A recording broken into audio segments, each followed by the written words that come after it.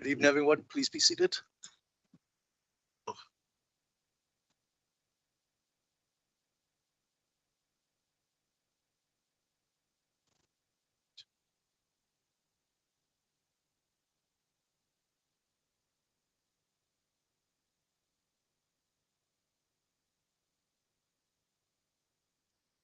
Okay, we'll start tonight's agenda with questions from members of the public.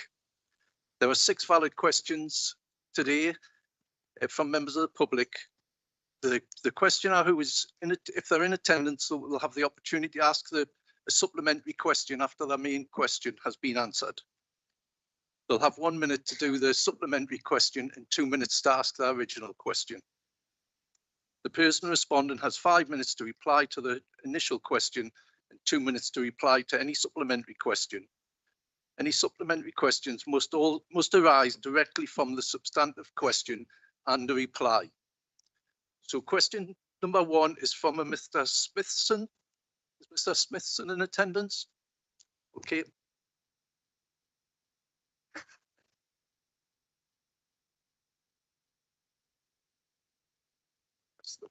You need to press the button on the right hand side. There you go. Is that better? Right. Here's my question. According to the State of Nature report published in 2024, the UK has suffered alarming reductions in biodiversity in recent decades, but the Environment Act of 2021 established the principle of biodiversity net gain, by which all new developments after February 2024 are now required to demonstrate a 10% increase in biodiversity following completion. If a developer cannot achieve the necessary increase in biodiversity required, they can buy biodiversity credits instead, which are used to fund projects anywhere in the country. Is North Tyneside Council confident that current levels of biodiversity within the borough can be maintained, or will our wildlife be effectively moved elsewhere with our ever-increasing levels of urbanisation? Thank you. Councillor Graham, I believe you're responding to this question. Yes, thank you, Chair. Thank you, Mr. Smithson, for your question. As you explained, the Environment Act requires all developments to meet the statutory 10% biodiversity net gain. This can be delivered on-site or off-site, or a combination of both. Developers must follow the mitigation hierarchy and adhere to statutory guidance provided by the government when setting out their net gain requirements. They are also required to follow the biodiversity gain hierarchy, which very much emphasises prioritising on-site measures before exploring off-site options. The Environment Act 2021 also requires local nature recovery strategies to be produced by responsible authorities across the country to assist with nature recovery. The emerging North of Tyne local nature recovery strategy will set out priorities for nature recovery and help identify locations for net gain delivery in the future, as well as nature recovery projects. We are confident that through these measures, along with existing wildlife protections that are addressed through the planning system, that biodiversity will continue to thrive within North Tyneside. Thank you. You have a supplementary question? Yeah, I think how closely will the amount of off-site spending of credits be monitored, and will the results of the spending of the off-site credits be published for the public to access? Well, as I've said, developers are required to follow the biodiversity gain hierarchy, which is distinct from but complementary to the mitigation hierarchy referenced. This hierarchy, as I said, emphasises on-site measures before exploring off-site options. And this is to ensure that developments make the most effective contributions to the area's local biodiversity. And developers must demonstrate how they followed this hierarchy. Furthermore, off-site net gain measures located further away from the development site hold less net gain value. This is designed to encourage developers to ensure their projects contribute positively to local biodiversity. And the government's statutory credit scheme is purposely cost prohibitive to ensure that it is the very last resort for any development. In addition, it's important to note that biodiversity net gain does not replace existing wildlife legislation or local plan policies that currently protect a range of important habitats and species. Landscape and habitat mitigation is secured for any development that impacts habitats or species protected under the law and to address planning policy requirements. Thank you, Mr. Smith. Thank you. Mr. Smith. Question 2 is from Ms. Stenning. Is Ms. Stenning in attendance? Okay. Again, Thank you. if you can either ask your question or you can have it read out, or you can just take it as read. Read my question. I will skip bits. It's a long question. The council recently completed renovations to Northumberland Square and Howard Street with the support and co-funding of Historic England. In the council's reporting of the completed work, they noted Howard Street offers a shared highway surface for occasional vehicle use, creating a new pedestrian and cyclist-friendly cultural scene, giving a nod to the original historic footway geometry, and underlined the use of traditional sandstone paving. The redesigned street includes a designated loading zone, but according to the signs installed on the street, is otherwise a pedestrian and cycle zone, with no access or parking at any time except for loading. Since the completion of the renovations, increasing numbers of drivers have ignored the restrictions, both driving down Howard Street for reasons other than loading and parking on the pavements and loading bay for extended periods. Last week, for example, 24 cars were parked on the street. Not only does this flout traffic and parking restrictions, but it significantly limits the amenity value for pedestrians for whom the space was explicitly designed and damages the expensive renovations. There's extensive evidence of tire marks and oil stains on the sandstone paving. In this light, I asked the Mayor and her Cabinet why the parking and access restrictions on Howard Street are not being enforced and what steps the Council will take to ensure that it has the powers and the capacity to enforce existing restrictions so that the valued restoration of Howard Street meets the needs of those for whom it was designed. Thank you, Ms. Stenning. I believe Councillor Hannah Johnson, your answer on this. Thank you, Chair. Thank you, Ms. Stenning, as well. As part of our ambition for North Shields, we have delivered a range of public realm improvements in Howard Street, which have complemented the restoration of Northumberland Square and helped to create a welcoming space for people walking, wheeling and cycling in the area. Owing to the historic nature of the area, care was taken to minimise the visual impact, which could have resulted if excessive signage or road markings had been used. This is in line with good practice for schemes in designated conservation areas, which seek to preserve and enhance their characters. However, we know that some vehicles are not being used for loading and have been parking in the area. We have carried out surveys in the last 2 months to help to establish any pattern, and that this has shown that often the same vehicles are parking in this location regularly. This would suggest that it might be associated with businesses in the area. We have written to local businesses about this to ask for their cooperation, and following this, it is intended to start undertaking enforcement of the loading bays with effect from the week commencing the 27th of January. Right, thank you. Do you have a supplementary, Ms. Stenning? Can I ask how the enforcement, which is due to begin next week, will be monitored and will be communicated to members of the public? So, as I said, we'll be starting the enforcement. So our officers will be walking around enforcing from next week. When it comes to any cars that might not be parked up, for moving traffic offences, that will be down to the police. So we're working with them as well to make sure that doesn't happen too. Thank you.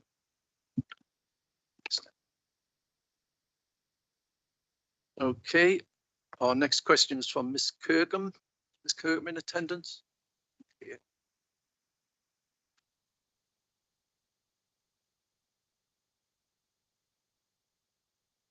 Would you like to ask your question or would you like to take it as read? Thank you. As a grandparent, I'm concerned about the lack of play spaces in Shire Moor that I can safely walk to with my 8-year-old grandson. Access to playgrounds is essential for children's physical and mental health and for the well-being of parents, carers and the wider community, as a recent parliamentary debate underlined. The council's play strategy states that equipped children's play spaces should be created within a safe and easy walking distance, minimising the need to cross roads or other significant barriers. It also notes that weekly recorded inspections of play sites are carried out to examine the equipment's basic condition, any faults from vandalism, breakages and cleanliness of the play area. My nearest play space is Moorside play area, but I have to cross the sometimes very busy Station Road to access it. There used to be a crossing outside the Price Right shop, but it's been decommissioned. Moreover, Moorside play area does not always appear to be well maintained and there's often rubbish, including broken glass. My question is, what's the council position on creating and maintaining play spaces in the ward? Thank you. Councillor Hannah Johnson, I believe you're responding again. Thank you, and thank you, Mr. Kirkham. We know how important play sites are for the well-being of children and families, and there are 55 play sites across North Tyneside where we continue to invest in new equipment. We have a team dedicated to looking after our play sites, and all are inspected at least once a week and litter removed as part of these visits. In addition, all play sites display a contact number where people can report any issues between visits. In Shiremore Ward, we have 5 play sites, including the award-winning and unique Shiremore Adventure Playground. I know that the Moorside play site has seen some unprecedented vandalism, which has meant that we have had to temporarily remove or decommission some of the kit. However, I'm pleased to say that there are plans to replace the damaged equipment. This is part of an investment of over £130,000 on play equipment in the Shiremore area over the next 12 months, including the provision of a brand new toddler play area at the Adventure Playground. Thank you. Thank you. Okay. Do you have a supplementary question? I do, yeah.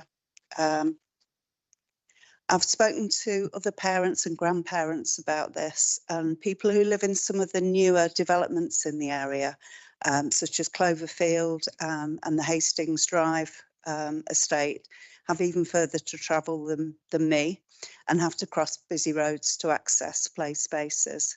Are there any plans to update the play spaces available when new housing is built? Johnson? So as I said, there are obviously a number of play areas in Shiremore already. And particularly when it comes to the Shiremore Adventure Playground, it's completely unique, not just within our borough, but within the North East as well. So I wouldn't necessarily think that people in Shiremore are not, catered for when it came to playground equipment. We're also, again, investing in the equipment, particularly at Moorside, that might have been damaged.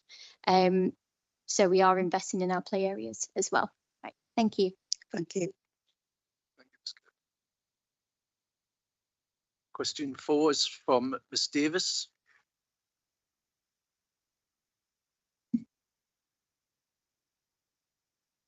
Obviously, Thank you, Chair. you can ask your question or you I am take it asking as the read, question, either way. yes, thank you. Now that a decision has been agreed by council to close Monkseaton High School, what are the future plans for the building? Is it to be repurposed into a community asset, or is it to be demolished and sold off for housing? If it is the latter, in this case, could the school be bought as a community purchase? Okay, I think Councillor Cole Johnson, you'll respond. Thank you. The school building and land is not owned by the authority. Whilst we remain responsible for the upkeep of the building, it is currently in the ownership of North Tyneside Learning Trust. We are working with the school leadership team and the Learning Trust on future options. While I can't confirm what the future use would be, I can assure that there are no plans for housing development on that site. Ms. Davis. Sorry, was that no housing development on that site? Right. Okay, and it's concerning because there is a responsibility of the council for children with SEN plans, education plans, and they do have a named school, and that named school happens to be Monkseaton. So what will be happening with those children? We are working directly with every parent that has a named school as Monkseaton to get a new named school for all of those pupils that go there. Right, okay, thank you.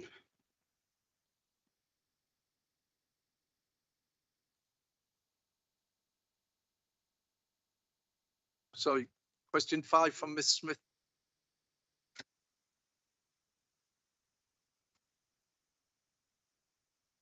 very much. Okay. Now that decision has been agreed by council, beg your pardon. A decision was reached at a public inquiry in May 2003 that the Borough Road Bridge be maintained as a public right of way. Prior to this, the council said it would cost too much to repair. In light of the decision of the public inquiry, has funding been allotted from the budget to ensure that repair works will commence soon? Councillor Hannah Johnson, I believe you're responding. Thank you, Chair. Thank you, Mr Smith too. Following the public inquiry decision in 2022 to maintain a public right-of-way, further assessment of the bridge structure was undertaken. This identified a series of repairs to deal with some immediate maintenance issues. This work is currently being priced and we expect it to be undertaken within the next 3 months. In tandem with this, our engineers are currently looking at options for larger scale repairs required to extend the life of the structure. Thank you. My follow question is, what amount has been allocated and agreed in the budget for this project, both the short term and the longer term repairs as you describe them? So as I said, the work is currently being priced and we'd expect it to be undertaken in the next 3 months as well. Has it been allocated in the budget? That's, I think, it's as to say the work's being checked now, valued to work out how much it's going to cost. At which point then the decision will be made on that. Okay, thank you. Thanks very much. Question 6 is from Mr. Hill.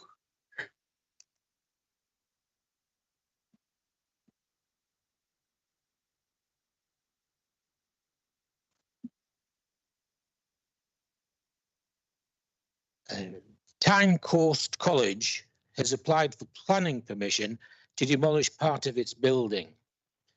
It is said that 3 floors in the building due for demolition are not being used anyway.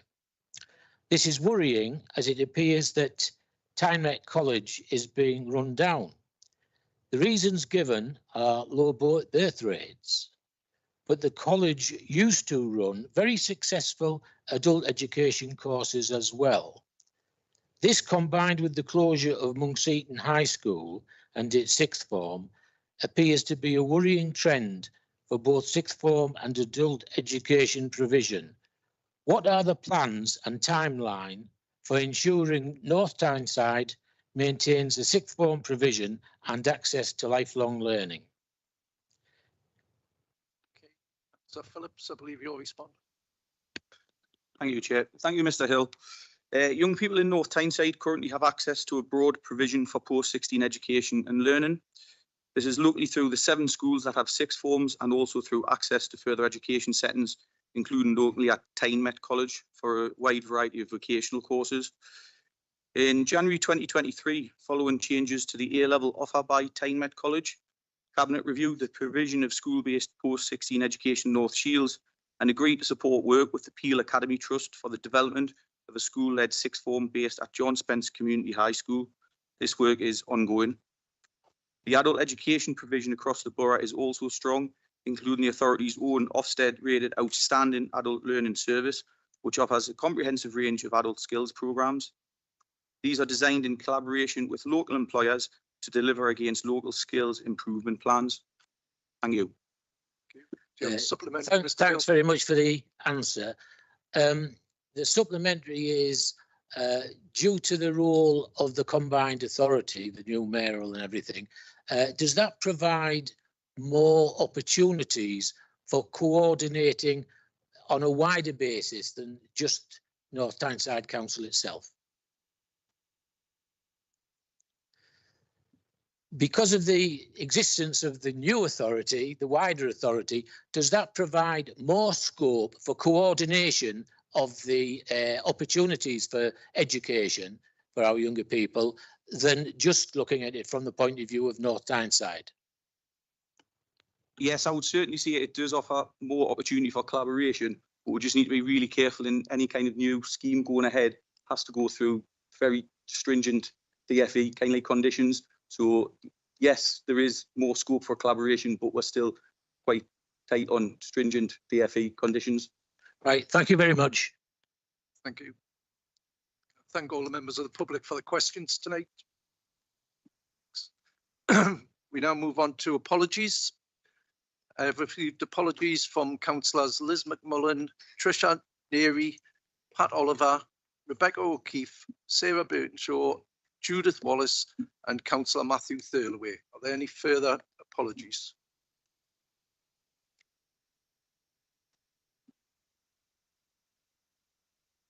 Okay, we now move on to item 3, which is the declaration of interests.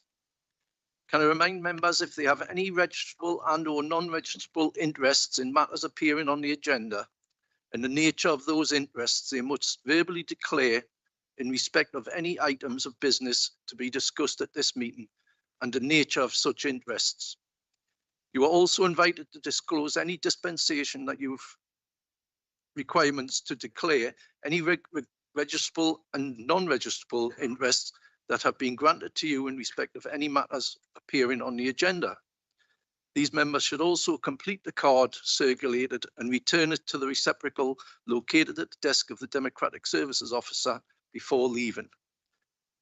Before we move on, can I just ask the legal officer to give some guidance on motion 5, please? There seems to be some queries about who has to declare interests and what that entails. So. Thank you, Chair. Yes, I've received a number of enquiries from members in relation to motion 5 in particular.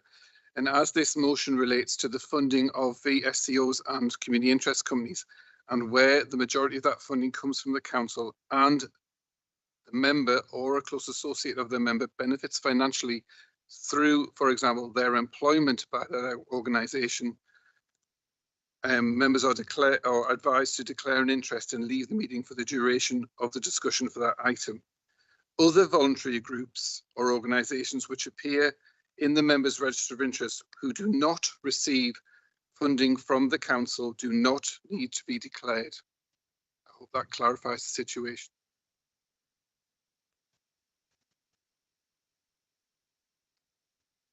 Any? Oh, Councillor Early, sorry, I didn't see it. Yes, Chair, I want to declare a registered interest in item 5, motion 5. I'm a trustee of North Tyneside Carers Centre, which does receive funding from the council, and I'll be leaving the meeting for that item. Thank you, Chair. I would like to declare an interest in motion 5 and question 5, which I believe refers to Justice Prince Community Interest Company. I am director and employee of Justice Prince KIC, and therefore we receive funds from the council. So I shall leave the meeting while those items are discussed, Chair. Thank you, Chair. I also am a director and employee of Justice Prince KIC that I believe this motion is set against. So I will be leaving the meeting. So, yeah, thank you. Yeah, motion 5, item 5. I am in a position of management of a charity that receives funding from the council. So we've drawn at that meeting. Yes, Councillor Clark back.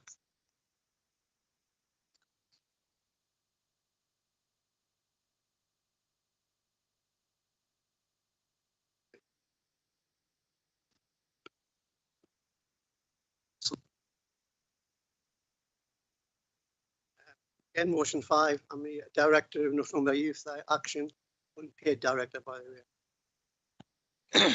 Councillor Drummond. Thank you, Chair. I'm on the board of trustees at North Tyneside Citizens Advice who receive funding from the council, but take no financially. Yeah. Councillor Lilly. Thank you, Chair. Do I have to declare an interest in being married to a WASPI woman, or the motion on WASPI women? Yes, Councillor, I believe you then. should. I don't think that the interest is so significant that you should leave the meeting, and I think there is another member who will similarly declare as you have done. Yes. I work for a local homeless charity. I'll be leaving the rooms. Okay. Oh, Councillor Simba. Yeah, motion 5. Because of culture and diversity, we normally work with North Tyneside together. I will be leaving the meeting. Okay, thank you. Are there any other? Oh, Councillor Sharp. I'm on the board of trustees for the Citizens Advice Bureau, which receives funding from the council. So I should be allowed to leave the meeting. Anything else? Is that all? You have to declare it. Simple. All right. Just to declare an interest in motion 3, because unfortunately, I've got a young wife who is or could benefit from that. Although I must admit I wouldn't get any of it, but I do declare that she'll send us a postcard from somewhere, I'm sure. Thank you. Thank you, everyone. Okay. We'll now move on to the minutes, item 4. That's have the minutes to look at for the extraordinary council meeting and the council meeting held on the 21st of November 2024, and the minutes of the extraordinary council meeting held on January 6th. So that's 3 sets of meetings. Can we agree those? Or Councillor Lilly? Chair, yes, at page 38, I voted for that motion, but my vote's not been recorded. 38.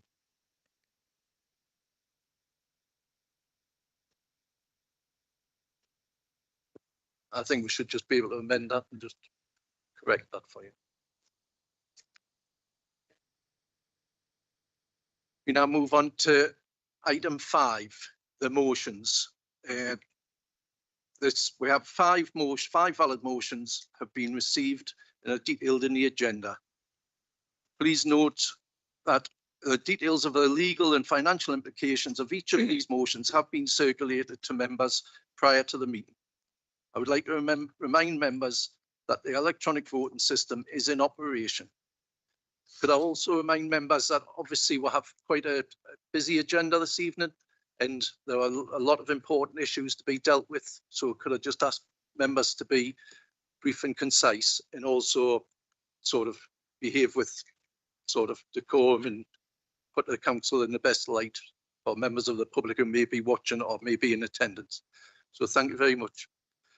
Motion 1, we have signed by Councillor Dr. Scargill, Councillor Bones and Councillor Lilly. Can I invite Councillor Dr. Scargill to move the motion?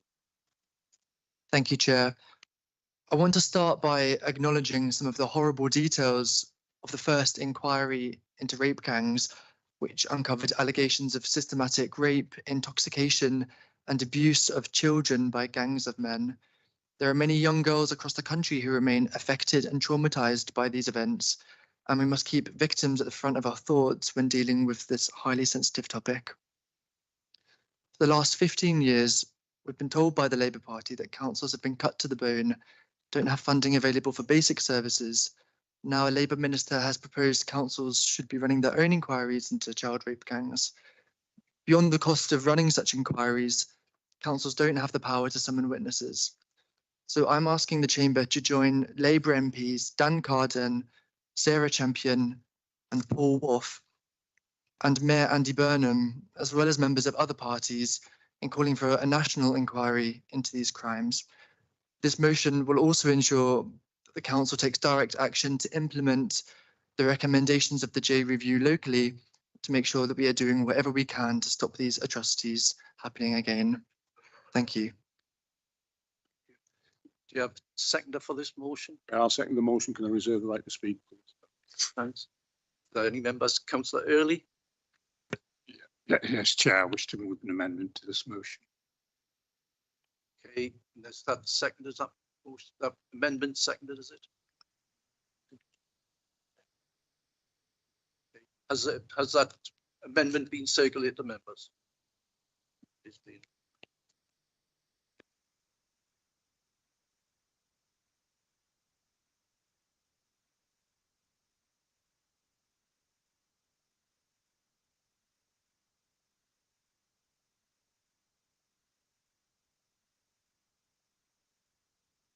Just give it a couple of minutes for make sure all members have had a chance to read through it.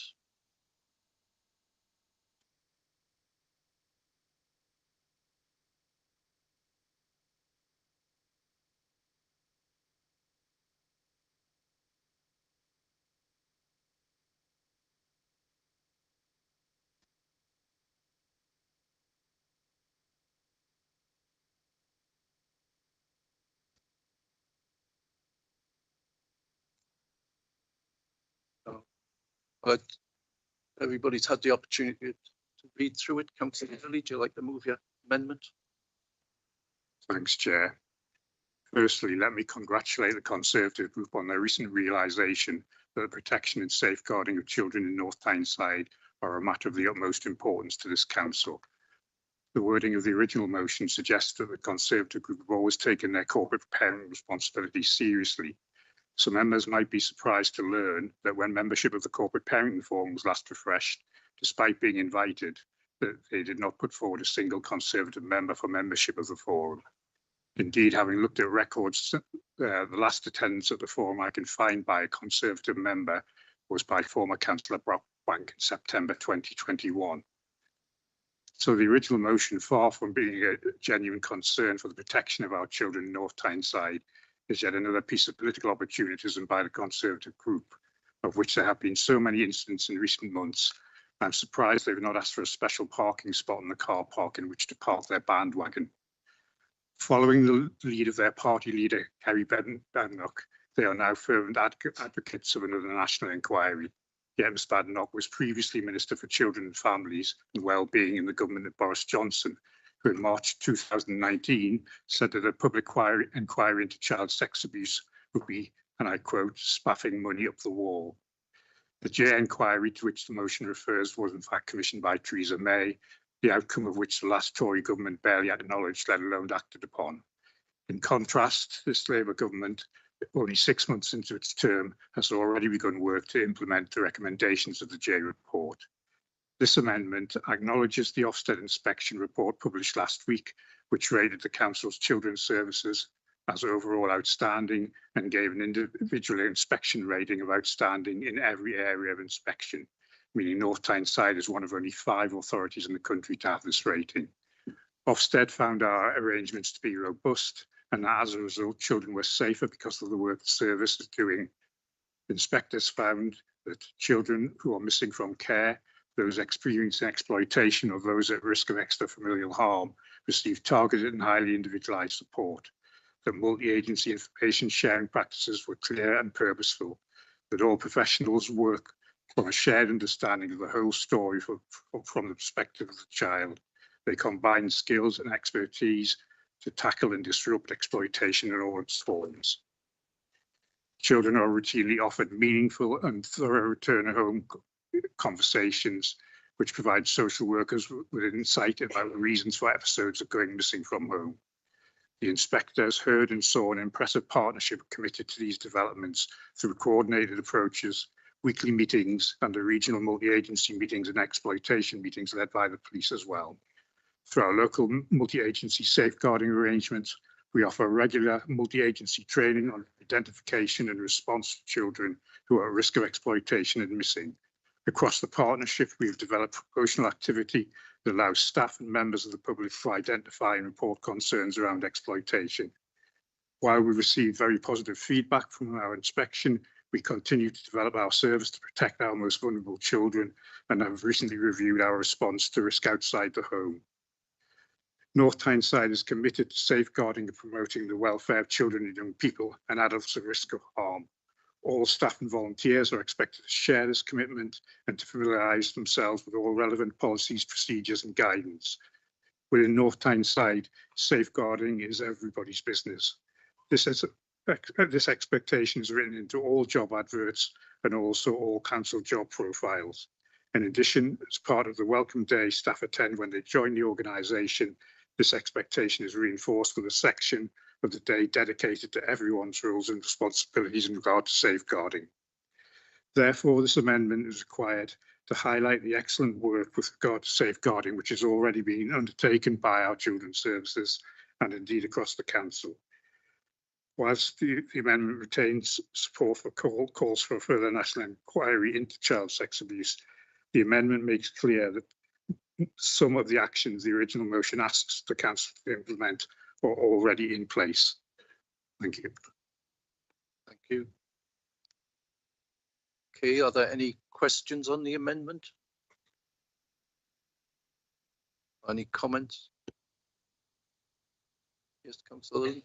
Thank you, Chair. I take exception to the insinuation made by Councillor Early that I have no interest in the safeguarding of children in North Tyneside. When I sat in his chair in the last Conservative administration, we put safeguarding of children at the forefront of our policies and were rated outstanding by Ofsted.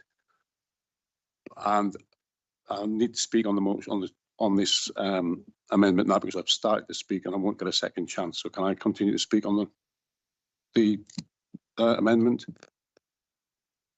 Yeah. Right. Okay. Yeah, you can Thanks. speak on the amendment. Yeah. Right. Well, start. Let me be clear that all forms of sexual exploitation are reprehensible, and all perpetrators of such actions, whatever their creed, ethnicity, colour, or gender, need to feel the full force of the law. The J report covered only 6 towns and was mainly directed at other child sexual abuse and was not an inquiry into the gang rape of young girls. The last government had begun to implement the report's recommendations with a grooming gang task force, which had made 550 arrests and safeguarded 4,500 victims in year 1. What we are talking about here is a systematic gang rape of young white girls in numerous towns and cities by men of Pakistani origin. We need to get to the bottom of any cover-up. It is neither racist nor far right wing for wanting answers. It is noticeable how quick the left was to smear Anne Cryer and Sarah Champion for raising this issue. The former Labour MP for Rochdale, Simon Danchuk, is on record as saying he was pressurised into staying silent on the issue. Operation Span, commissioned by Andy Burnham, the Mayor of Manchester, exposes serious failings by the CPS. Since coming into power, Keir Starmer has set up a vast number of reviews and inquiries. So why is he scared of a national inquiry into the specific issue of the grooming gangs? I feel the answer is self-interest and a fear that it will uncover a massive cover-up by Labour-run councils where these activities occurred. Labour politicians locally and nationally are more concerned with maintaining their vote share than getting to the truth. They are worried that a meticulous inquiry would discover what went on behind the scenes. What Labour is offering instead is 5 local inquiries with no real teeth, which will serve no purpose whatsoever. What we need is a joined-up inquiry within a legal framework into what cover-ups took place, who was involved in them, and how many young girls were denied justice. We need to identify in order to take action against those who ordered any cover-up. Even in the face of a number of Labour MPs for constituencies in which activities of this type occurred, who have defied their leadership to demand a national inquiry, Labour remains indolent. They are concerned that an inquiry would confirm that on this particular issue, gang members are of Pakistani origin. Local politicians are afraid to call it as it is for fear of an exodus of their support from the Pakistani Bangladeshi voters, 40% of whom usually vote Labour. Evidence of the strength of this voting bloc was apparent during the general election, when in response to Labour's stance on Gaza, they lost Jonathan Ashworth's safe seat in Leicester, and Wes Streeting and Shabana Mahmood had their majorities slashed to the low hundreds. Keir Starmer will not want to lose more supporters if the inquiry was to confirm these problems within those communities. Labour must change course and commit to finding the truth and instigate a national inquiry. It would be contemptible to place party interests above protecting our children from sexual predators. I hope members opposite will follow the lead of their stronger colleagues in Parliament and support this motion. Thank you, Chair. Thank you. Any further comments? Councillor Mazzingwe?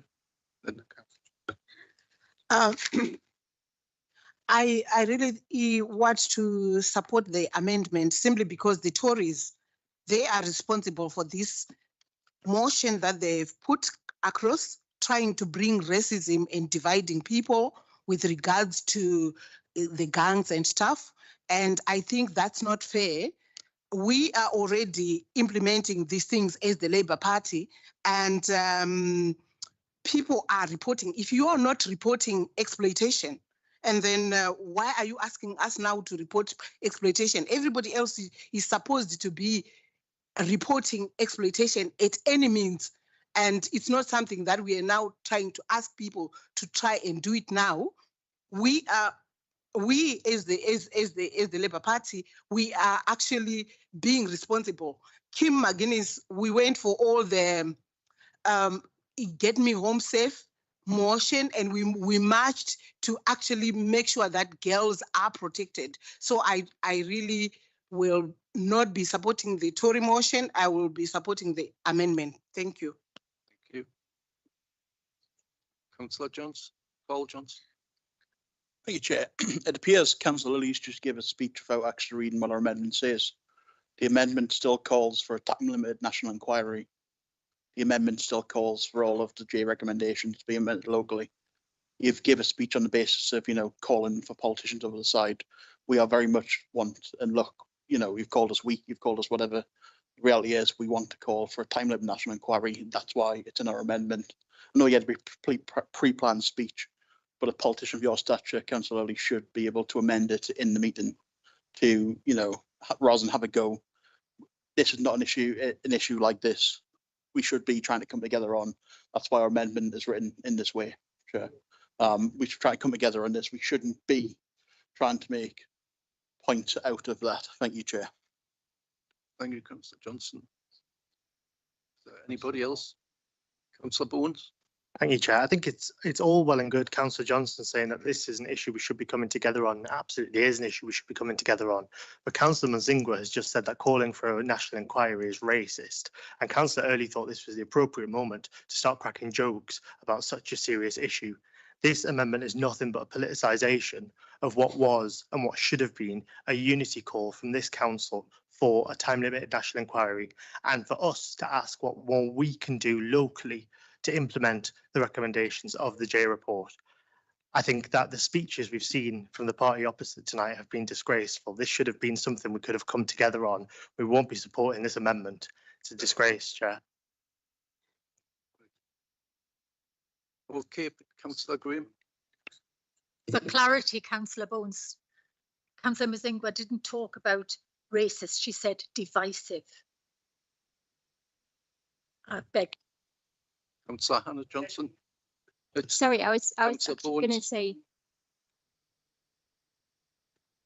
Just going to say that Councillor Mzingwa said, Councillor Graham, I think, just got in there before me. I was going to say a similar thing. Councillor Mzingwa correctly was saying that this motion is being used to divide communities. Sorry, can you start again? Move closer to the mic. Can't hear me. I was just saying, I was agreed, similar to Councillor Graham, just saying that Councillor Mzingwa did not say that what Councillor Bones implied she said that the motion was divisive and it's being used to divide communities, which I think is something most people on this side would agree with as well. Thank you, Councillor Exactly. Johnson. Any further comments? Councillor Scargill, you have the right to reply to the. Thank you, Chair. Just respond directly to Councillor Early.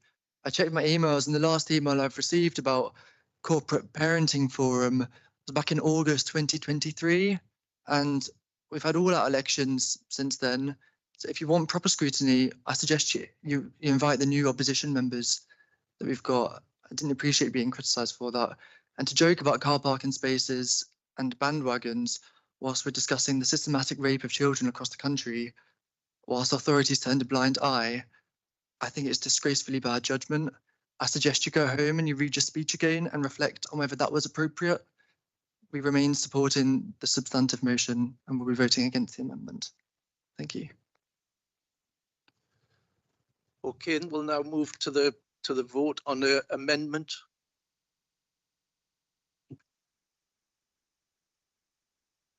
And all members, please vote now in relation to the amendment to the motion.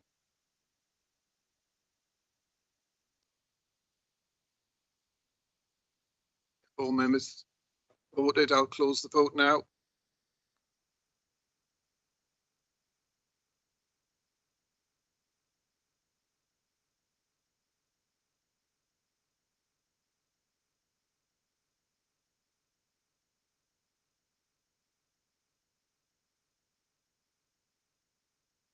So we now move to debate on the substantive motion.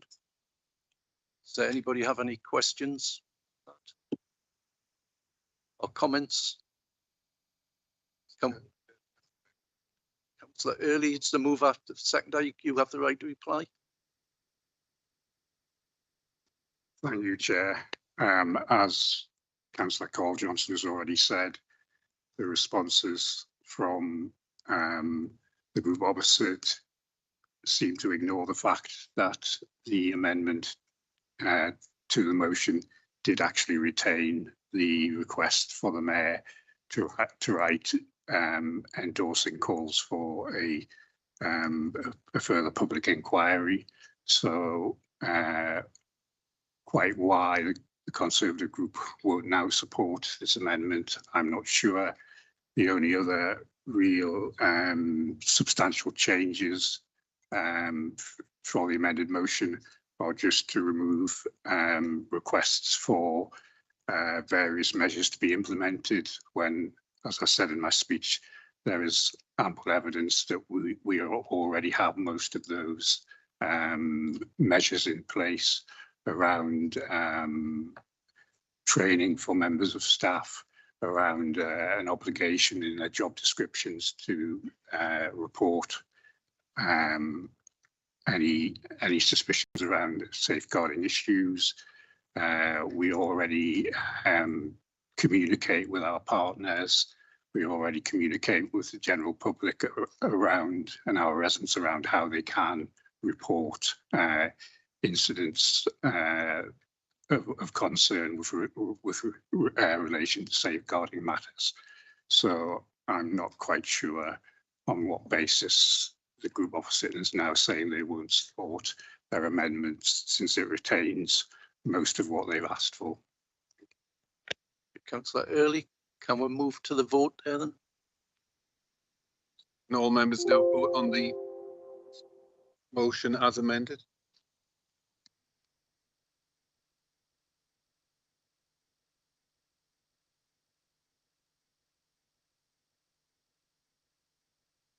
All members have voted. I'll now close the vote.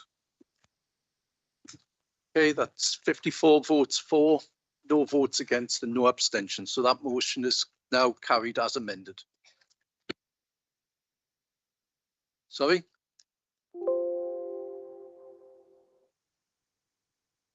Oh, we're moving on to motion 2.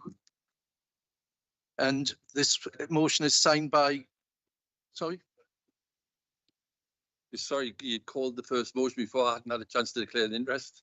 And so I waited till the end of the debate, obviously. So I've got an interest in item 3, and that my wife is within the age range for the WASPI, so I'll have to leave the meeting when it's debated.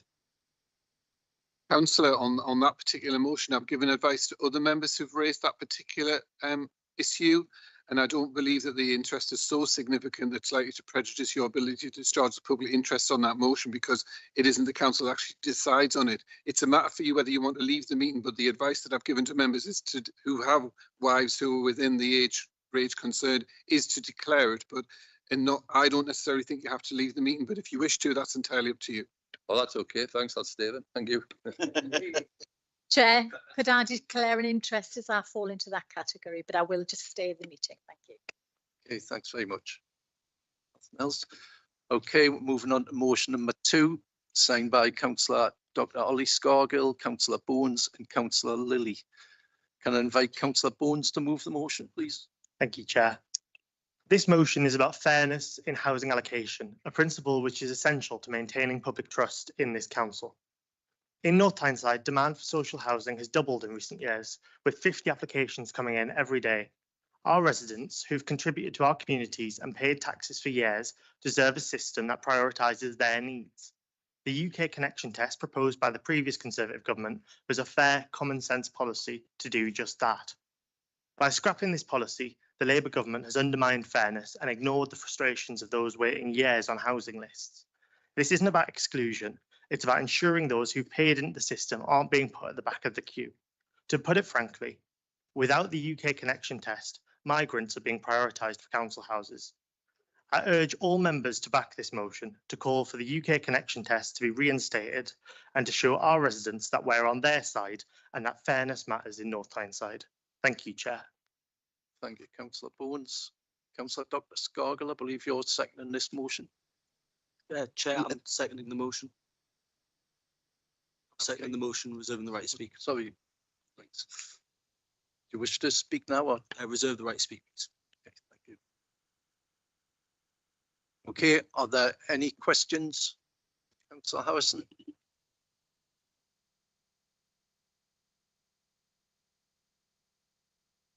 Can you turn your mic on, please? I wanted to move amendment, Chair.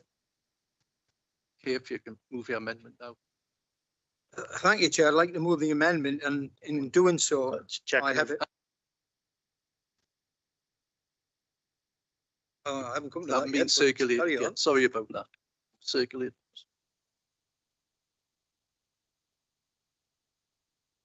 Then we'll just give a few minutes for people to read it.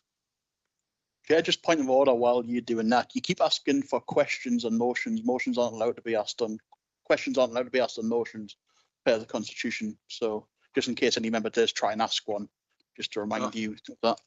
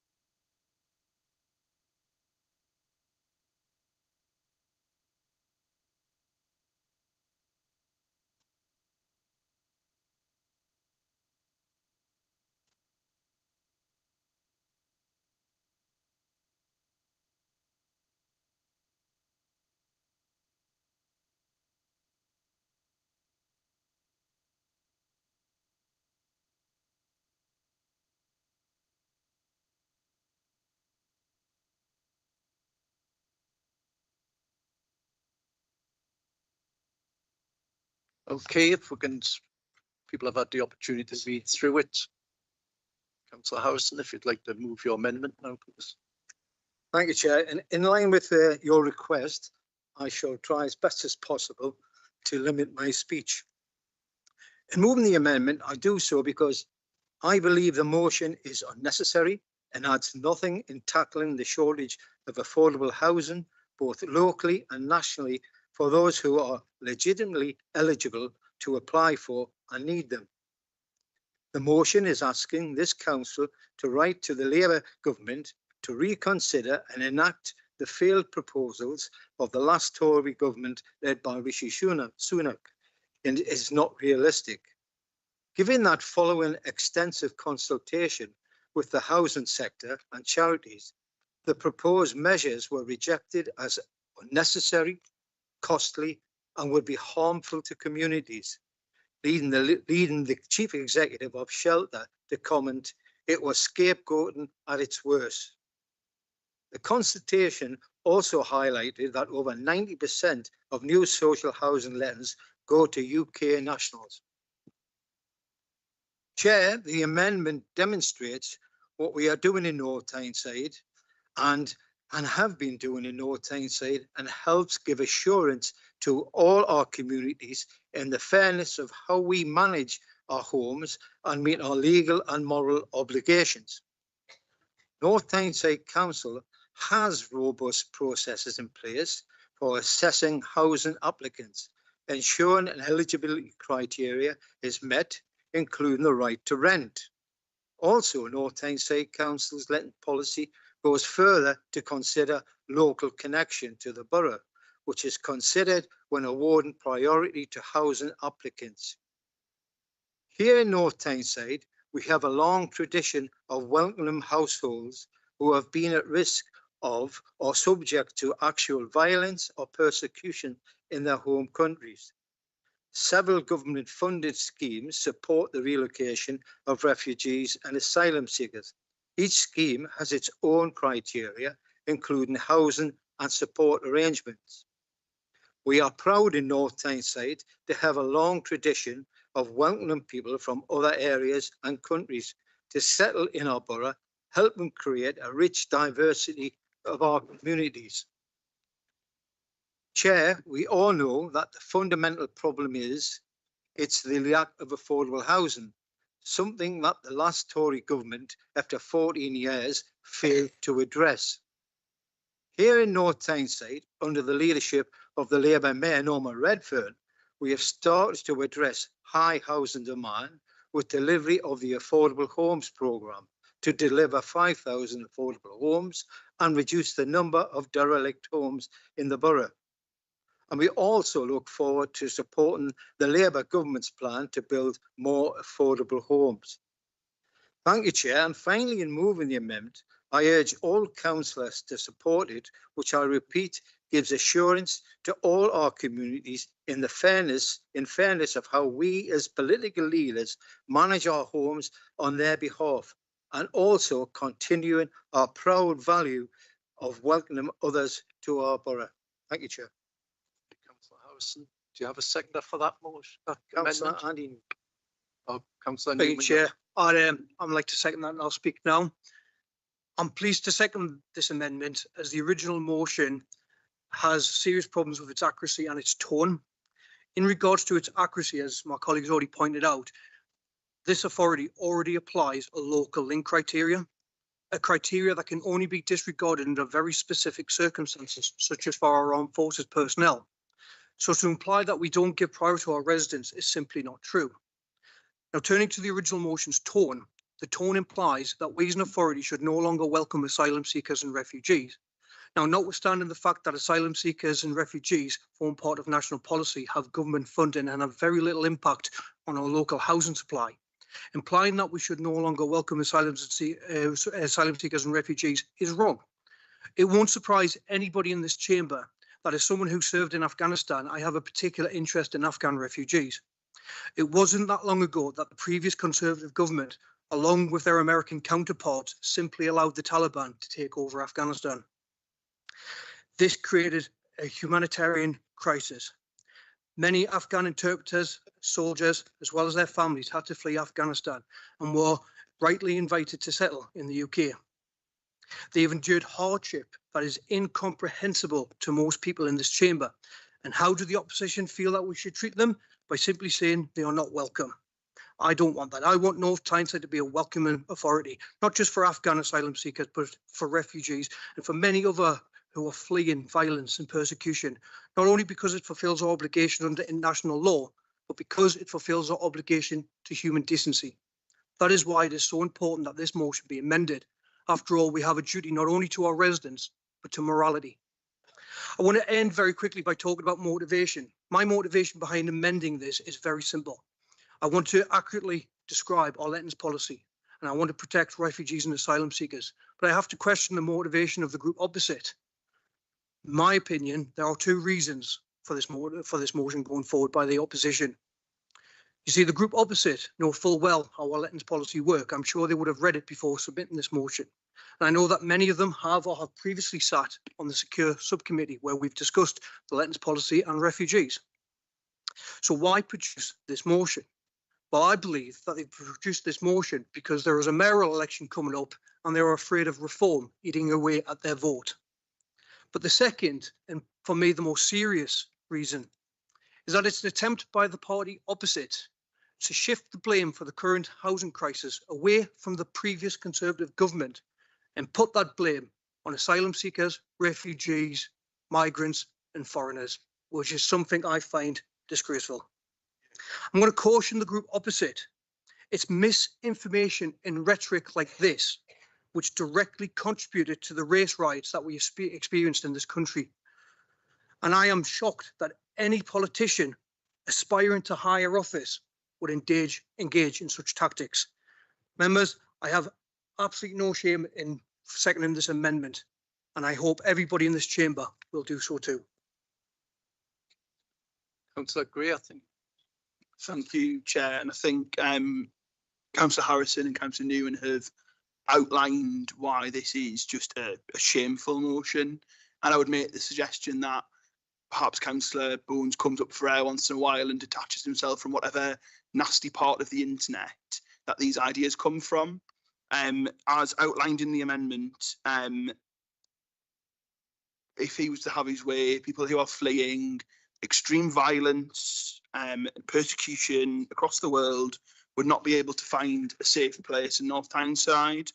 And as Councillor Newman said very well, what part of people who are fleeing violence in Afghanistan, who served alongside British Armed Forces, who are being given support in this country, don't they like? It was their government that let those people down in Afghanistan, have left many to die and be killed by the Taliban.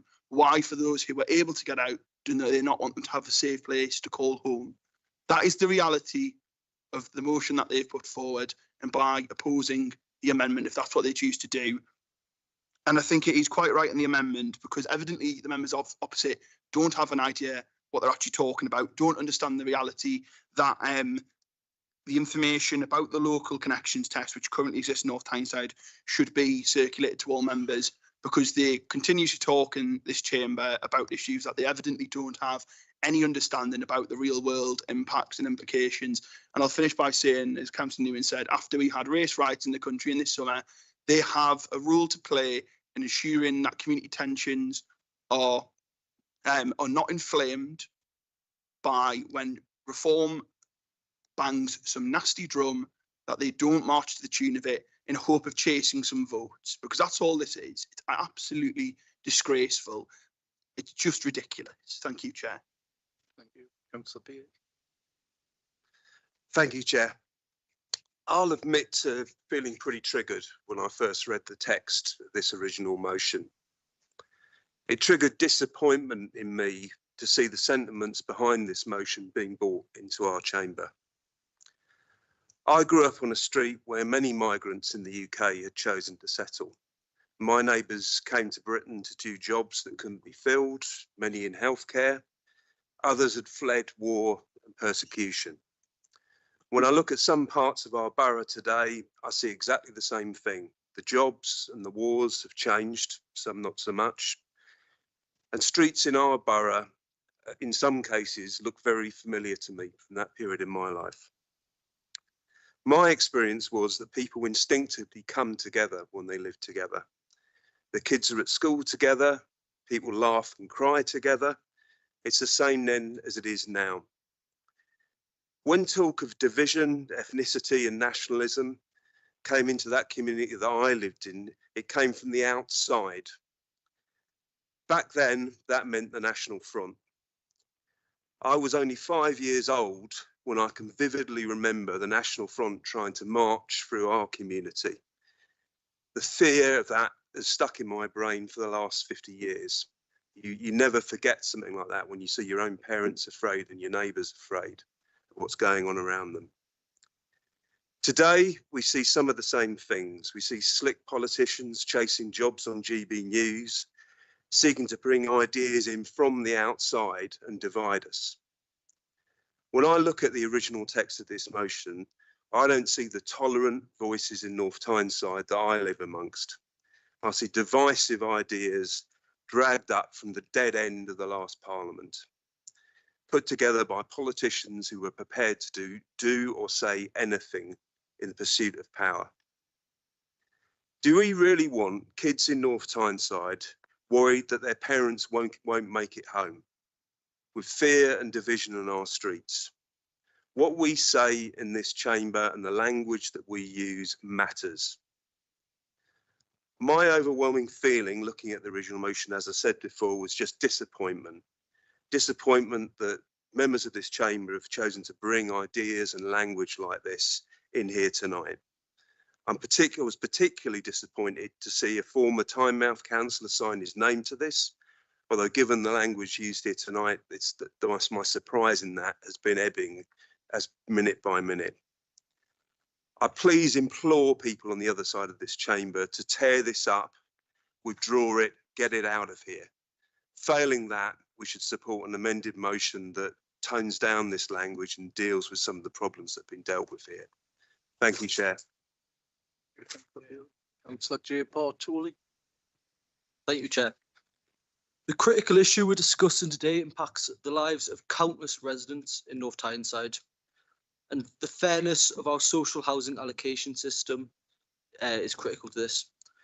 Our motion seeks to restore public trust, foster community cohesion, and prioritise fairness in allocating this vital resource. Speaking personally, my grandparents immigrated to this country, and talking to them about this issue, they said when they arrived, they did not need, want, or expect special treatment. They just wanted fairness and equality. The demand for social housing in North Tyneside has surged drastically, with the Home Finder service now receives on average an average of 50 applications per day, compared to just 20 applications 5 years ago. That's a 150% increase in demand, a clear indication of the mounting pressure on our housing system. Yet as demand skyrockets, so do frustrations among our residents, many of whom feel the system is no longer equitable or transparent. The significant role played by British nationals and long-term residents in our community, and who have contributed to our local economy, paid taxes, raised families, and built lives here. They trust us to ensure that their needs are prioritised, especially during times of crisis. The previous Conservative government introduced the UK Connection Test. This policy aimed to prioritise British nationals and long-term residents in council housing allocations. It was a pragmatic approach designed not to exclude, but to ensure fairness and recognise the contributions of those who have supported the system over many years. Unfortunately, the current Labour government has scrapped the initiative. The decision not only risks undermining public confidence in the social housing allocation process, but also ignores the very real concerns of the communities we represent. There are over 1.2 million households in England which are on a social housing waiting list, and this figure is climbing every year. The lack of prioritisation for those with strong local ties compounds the problem, leaving many of our residents feeling sidelined. Furthermore, a survey by the National Housing Federation found that over half of people believe the allocation process should prioritise local residents and those with long-term connection to the area. This belief stems from a fundamental sense of fairness that we must uphold if we are to maintain trust in our system. To those who may argue that prioritising British national and long-term residents is exclusionary, I say this: fairness does not mean discrimination. It means ensuring those who have contributed to the system are not forgotten. It means balancing compassion, practicality, and it means addressing the genuine concerns of residents who feel their voices have been ignored. This motion is not about creating diversion, it's about fostering trust, transparency and community cohesion. A fair allocating system does not just benefit those on the waiting list, it strengthens the social fabric of our borough by ensuring the residents are equally equitable. What you have done to this motion is gutted it, and it's disrespectful to British nationals and long-term residents in our community. Next. Okay. You've already spoken. Right, gentlemen, can we move Councillor Lott? I believe you wish to speak. Is that me, Chair? Thank you. I'm supporting the amendment, not least because the motion appears to be based on a false premise. It begins by informing us that demand for social housing has increased. Well, of course it has, ever since Margaret Thatcher started the damaging sell-off of council houses when her Conservative government introduced right to buy in 1979. By the time she left office in 1990, 1.5 million council houses had been sold. By 1995, 2.1 million council houses had been lost. There are now millions of people on social housing waiting lists in England. Some people are facing a wait of more than half a century to move into their own social home. And I'm quoting there, where the wait is longest is the London Borough of Greenwich, where prospective social home owners face a 55-year delay, according to analysis by the National Housing Federation. The Tory government of Rishi Sunak's answer to this national crisis was to abandon their own targets for house building. So basically our current predicament is down to a Tory disaster and a Tory failure. The next two paragraphs in the motion refer to Conservative government proposals to prioritise British nationals in council housing allocations, and more specifically to the UK connection test. This was a proposed test that would have required non-UK nationals to demonstrate a connection to the UK before they could be considered for social housing.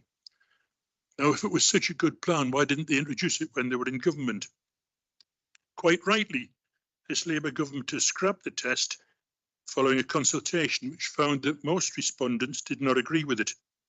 They raised concerns about the test's feasibility and cost, and they were concerned that the test would increase the use of temporary accommodation and that its implementation would harm communities. The Ministry of Housing, Communities and Local Government said that more than 2/3 of the consultation respondents did not agree with the test. Concerns were raised about the test's feasibility, with implementation costs potentially reaching tens of millions of pounds due to the need for extra staff, updated IT systems and new data verification processes. The Labour government's response to the consultation published recently stated that there are already stringent national and local rules in place to determine social housing eligibility, and that the introduction of this UK connection test would not be a justifiable use of taxpayer money. The only real answer to addressing the unmet demand for social housing is to increase the supply of good quality, affordable homes. And that's what this Labour government will do. So I believe that motion is fundamentally flawed from the outset, hence the need for this amendment. But I was also prompted to wonder why the Tories are bringing it to council. And then, of course, I realised it's not really about the concern for people who need social housing. After all, that's not really in their DNA. I think it's about reform. And as previous speakers have inferred, we're not talking about reform of social housing. We're talking about the reform, the political party. This is about positioning the Conservative Party on the grubby political ground that Nigel Farage is claiming for his right-wing Reform Party. The language used, the 5 references to British nationals and the call for them to be given a higher status are all reminiscent of distasteful ideologies propounded by the far right. It's evident that the Tories are running scared, and this motion shows just how scared they are. After their conduct at the council meeting held in this chamber on the 14th of March last year, I didn't think the Tories could ever sink so low again. They've proved me wrong. Thank you, Councillor Lott. Councillor McMullen, I believe you've seen it. Yeah, it was just a really simple, quick thing. Was been a lot of things I've just heard that we haven't done. The motion asks for essentially a local connection, which if members who would like to read from papers wish to look at the 29th of July 2024's cabinet meeting, item 13, page 23, it perfectly describes the local connection, which you can read at your leisure. Thank you. Councillor Lilly. Chair, do I have a chance to reply to the Tynemouth councillor's accusations made against myself as a previous Tynemouth councillor? Just he implied what in his grounds, well, he implied in his statement that my statements were racist. They were nothing of the sort, and I wish he should withdraw those statements. Councillor Carl Johnson. Thank you, Chair. Councillor McMullen stole my thunder a bit by referring to the Cabinet report when the lettings policy went through on the 29th of July last year. Any member opposite could have called that report in if they wanted to change our lettings policy and impact policy that actually happens in this borough, and they chose not to. But I will go through the lettings policy just to really express that we do have a local connection test. Band 1+, most priority need for housing in the borough. Local connection must be had. Band 1, local connection must be had. Band 2, high housing need. Local connection must be had. Band 3, medium housing need. Local connection must be had. Band 4 is the first time you get to when a local connection must not be had. Band 1, 2 and 3 account for 98+% of our lettings, Chair. This is an issue which we recognise. This is why we've got it in our lettings policy. I know the council, the members opposite think that they can just come to this chamber and spout nonsense, but actually we'll get on and deliver policy that matters to the residents. What matters is, yes, we will support those that need housing, but we absolutely look after our North Tyneside residents first, and they must have a local connection to get housing with us. We've constantly done that, Chair, and the members opposite are proven time and time again they're not fit to govern this council. Councillor Mutsingwa. Thank you, Chair. As a migrant, I am totally disgusted by this kind of motion, because meanwhile, my other colleagues who are not even 25 years old, I'm 25 years old living in this, in the North Tyneside, and I have 100% connection with the area.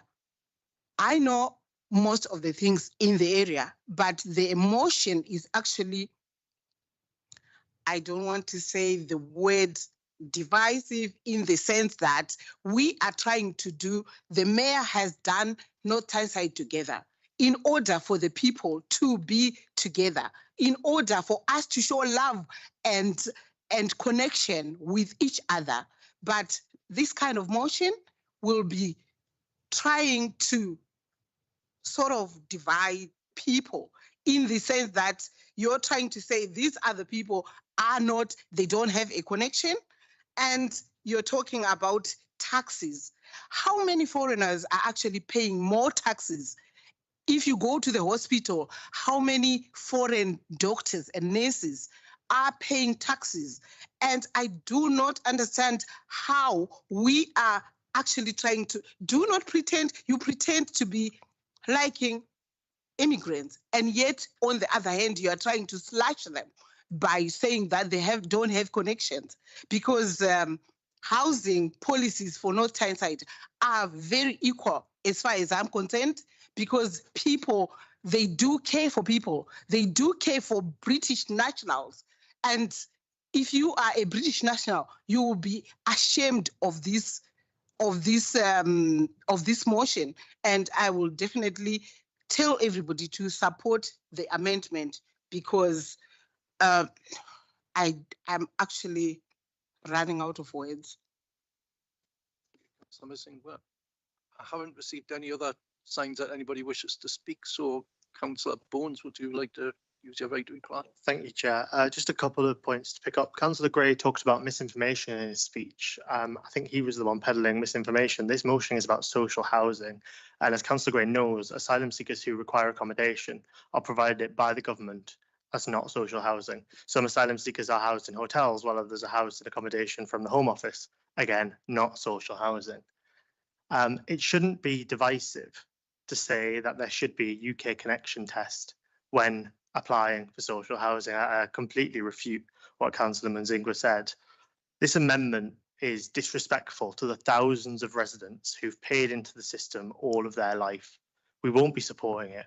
We believe that you should have a strong connection to an area and to this country before being given social housing. And clearly the Labour Party opposite do not. Thank you, Chair. Thank you, Councillor Bones. Okay, if we can move to the vote on that now, can we ask for the vote to be open, please? Can all members now vote on the amendment, please?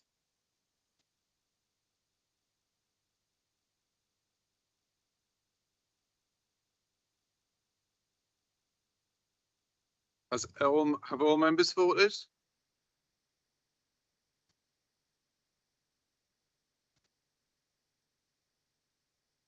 All members have voted. I'll close the vote. Okay, that amendment is carried 46-7. So that now becomes a substantive motion. So Councillor who moved us. Yes, does anybody wish to comment on the substantive motion as it stands? Okay, Can we move to the move to the vote again then on this time on the motion as amended.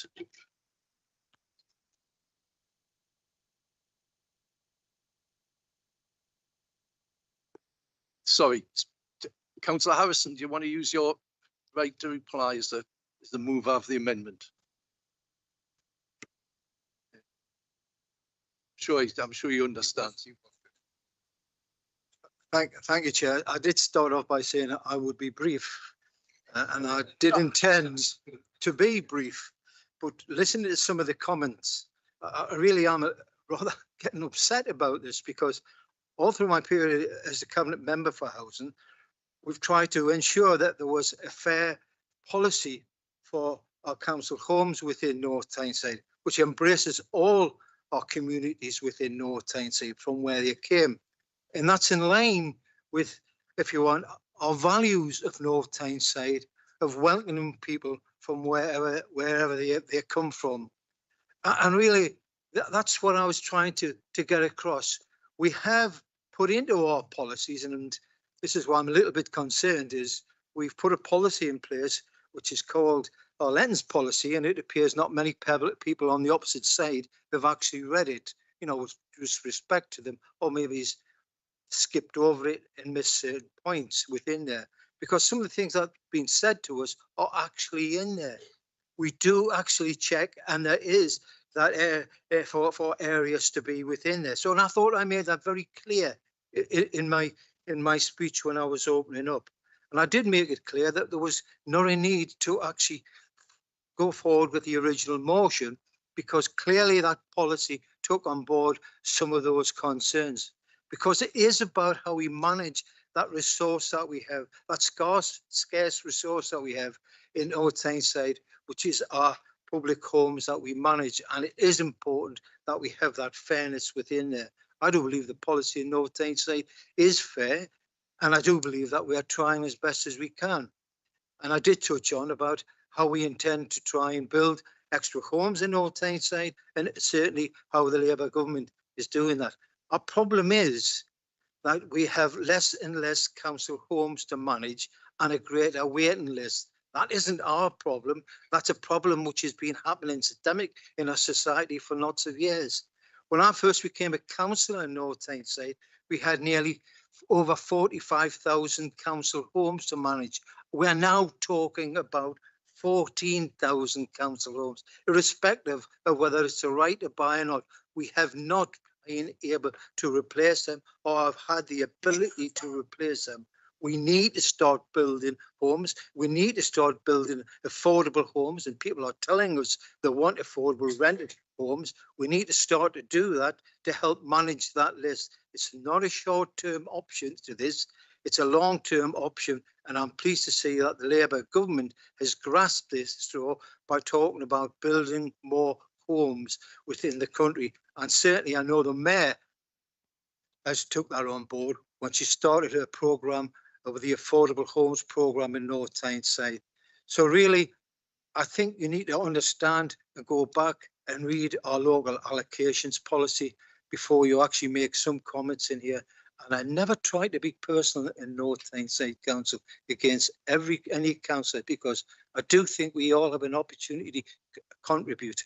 But the key thing I want to make sure is that we can agree to this amendment, because it demonstrates fairness to all the people in North Tyneside, and it's in line with the values that we are so proud of as residents and leaders, political leaders of North Tyneside, for all our communities from wherever they come from. There is a welcome for them in North Tyneside. Thank you, Councillor Harrison.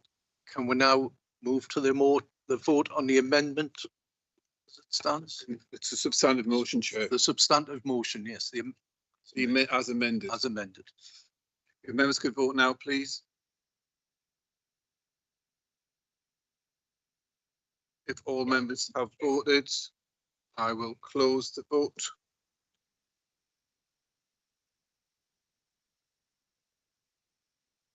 Okay, that has been carried 46 for and 7 abstentions.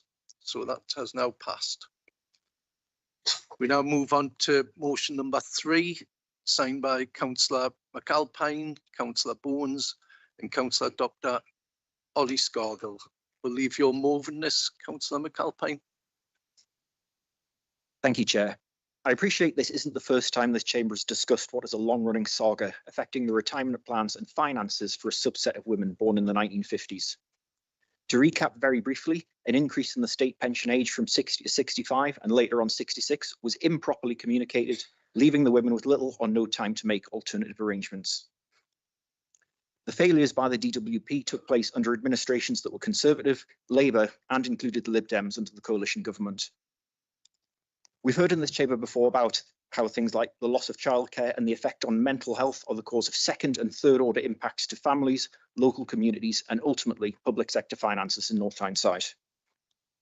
In Westminster, the all-party parliamentary group brought together MPs of all political colours to campaign for justice on the issue. Collectively, the efforts of the WASPI campaign led to the landmark ruling of March 2024, calling for a one-off compensation payment. But in December, the government announced it would not be following the recommendations. Whilst in opposition, MPs from the party opposite made a virtue of supporting this campaign. Many of them, like Keir Starmer, proudly posted selfies with the campaigners to their social media, which have since been taken down and airbrushed from history. The same fate seems to have befallen this op-ed from local MP Alan Campbell's website from 2019.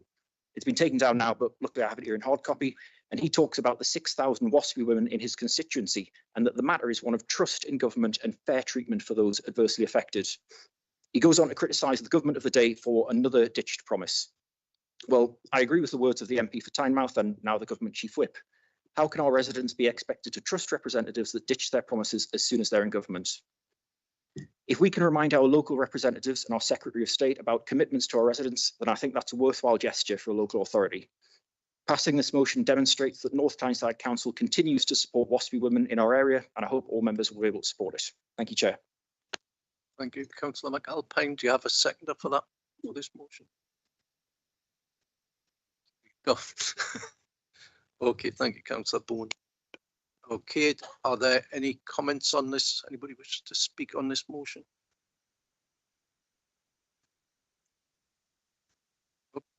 Councillor Carl Johnson. Chair, this side of the chamber has moved 3 motions in favour of the WASPI women in the past and will continue to support the WASPI women, Chair. We're happy to support this motion. Okay, thank you very much. So any further comments?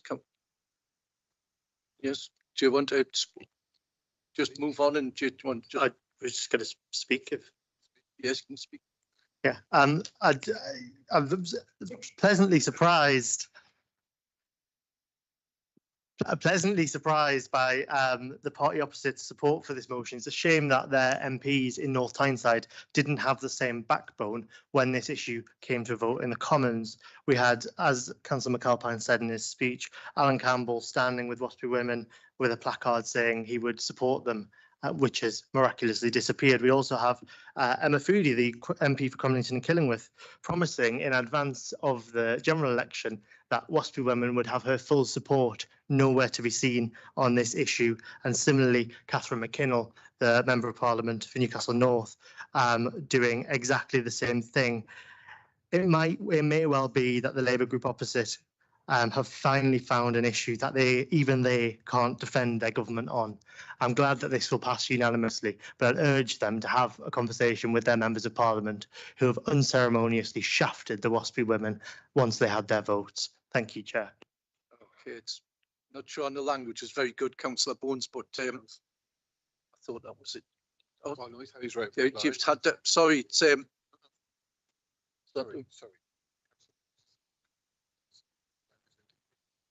All right, Councillor Mulvenna. Find it very interesting that this motion is here tonight. Though I welcome the motion and I'll certainly be supporting it, while some may view my perspective as cynical, I cannot help but wonder why the sudden change, bearing in mind that the party opposite have voted down a motion by the Labour group on 2 occasions recently. And it was actually their government who kicked the ball off in the first place, because the whole thing was about equalities equalities of pension rights, and that went back to the 90s. And what the ruling was at that particular time was that the EU court said people could actually retire at 60, but they left it up to the particular government.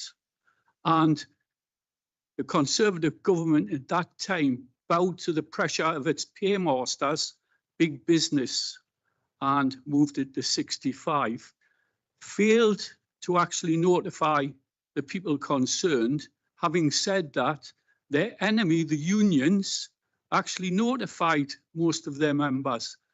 So it raises real concern. I think the top and bottom of it is there's an election coming up. You want to be on the side of the WASPI women. And to be perfectly frank, I wouldn't trust you as far as I could throw you. Is there any further comments? Okay, Councillor McAlpine, you have the right to reply. You just want to go straight to the vote? Okay, can we go straight to the vote then, please? Can members vote on the motion, please?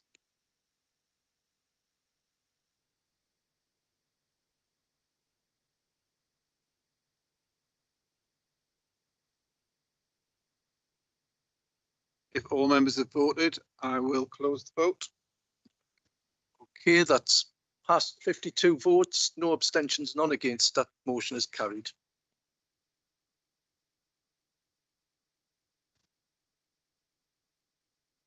Sorry, we now move to motion number 4, signed by Councillor McGinty, Councillor Bones and Councillor Johnson. Can I ask Councillor McGinty to move the motion, please?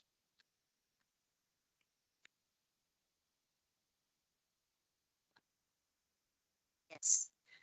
The National Pensioners Convention, NPC, warns that up to 100,000 pensioners in England and Wales may face poverty due to cuts to winter fuel payments, coupled with a 36% rise in water bills over the next 5 years.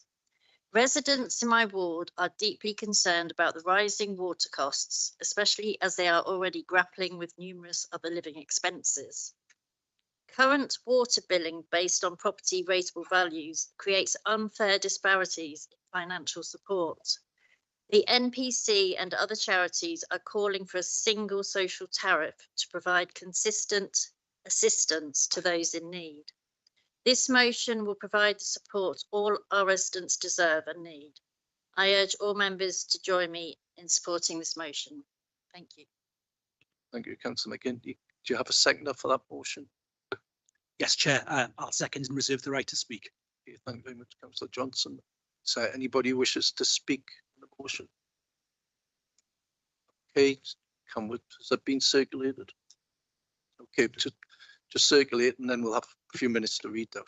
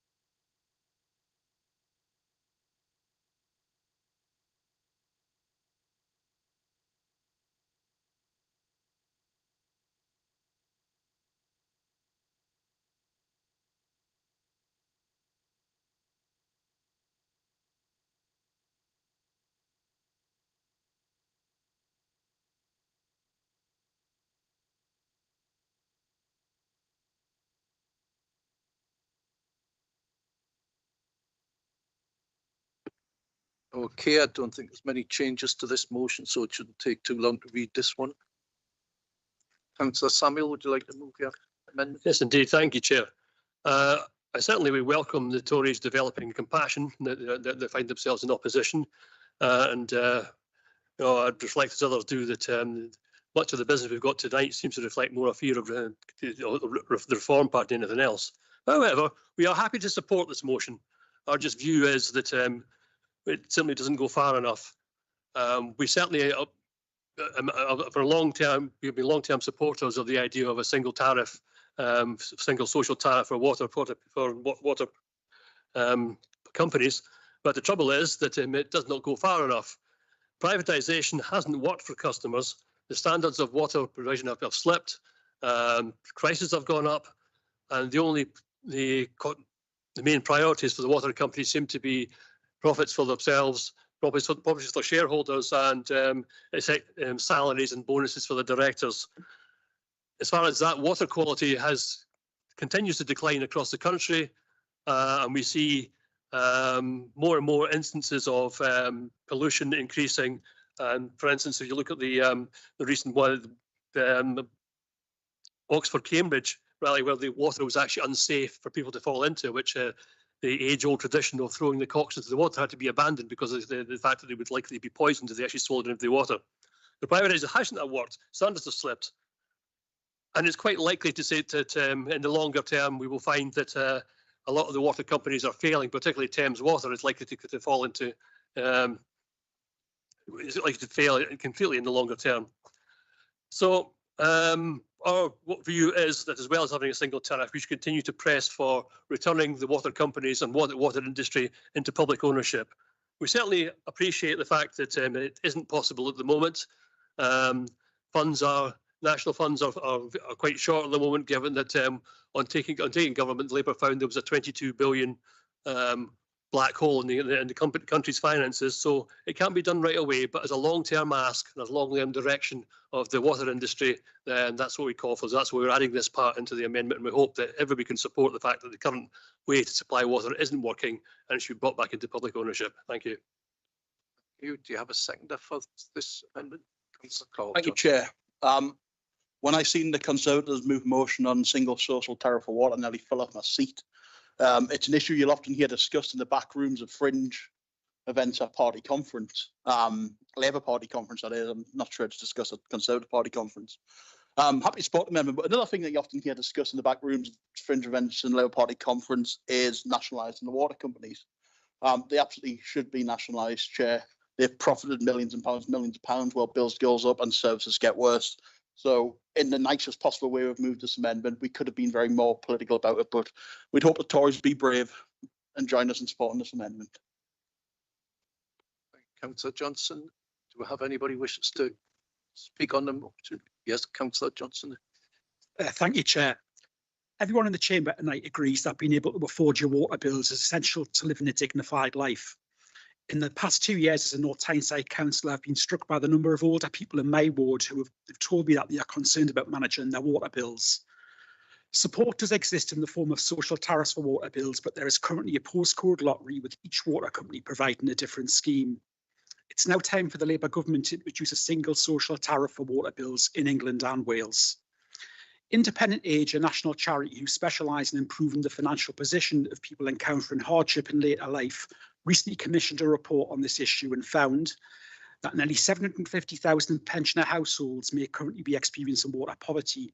This could rise to 1 million by 2029-2030. They also found that 73% of older people in England support the introduction of a single social water tariff for water bills. The introduction of a single social tariff will be a vital lifeline for older people on a low income who feel that they are drowning under their high household bills, many of whom are now feeling the additional stress caused by the reckless decision of the government to scrap the winter fuel payment. Introducing the single tariff will end the current postcode lottery of support and ensure water affordability support is fair and consistent across England and Wales. Referring to the issues already highlighted by Councillor McGuinty, I would hope members from both sides of the chamber will support the motion to write to the Minister of Water and Flooding to ask her to press forward with the introduction of a single social tariff in England and Wales. Thank you, Chair. Thank you, Councillor Johnson. Are there any further comments to the amendment? None. So, Councillor McGuinty, you have a right to reply. No. Okay. Can we move to the vote on it? Well, Councillor Johnson, do you wish to speak as this? No. We'll just move to the vote on the amendment. Members, please vote on the amendment now.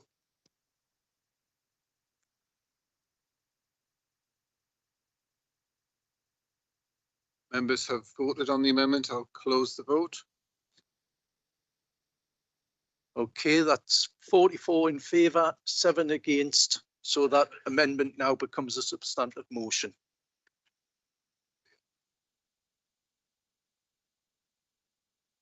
Okay, to remove the vote, can we open the vote again, please? This is on the new substantive motion as amended. Members, please vote now.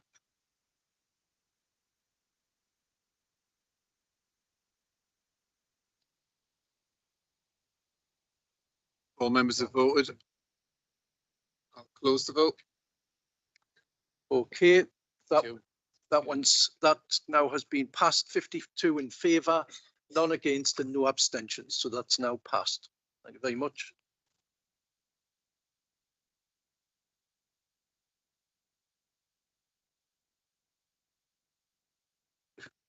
We now move to motion number 5. See a number of members have declared interest, so just take a moment.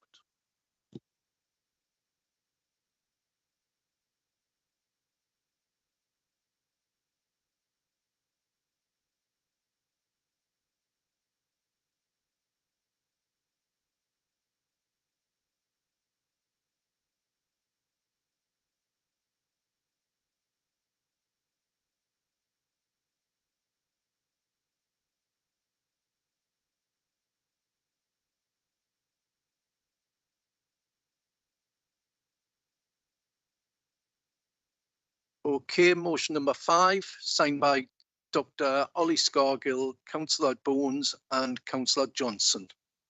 So can I invite Councillor Bones to move the motion, please? Thank you, Chair.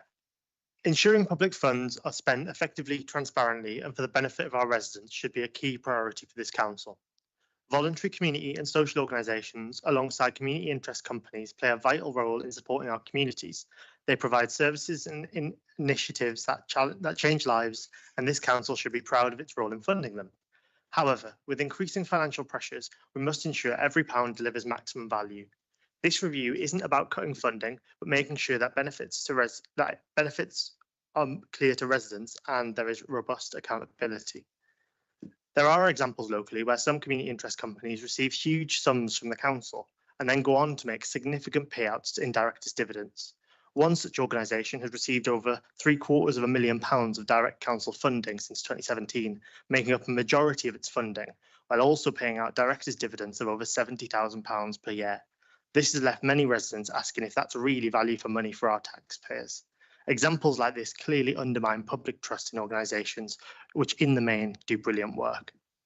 This motion safeguards trust by ensuring clear policies, proportional monitoring and full transparency.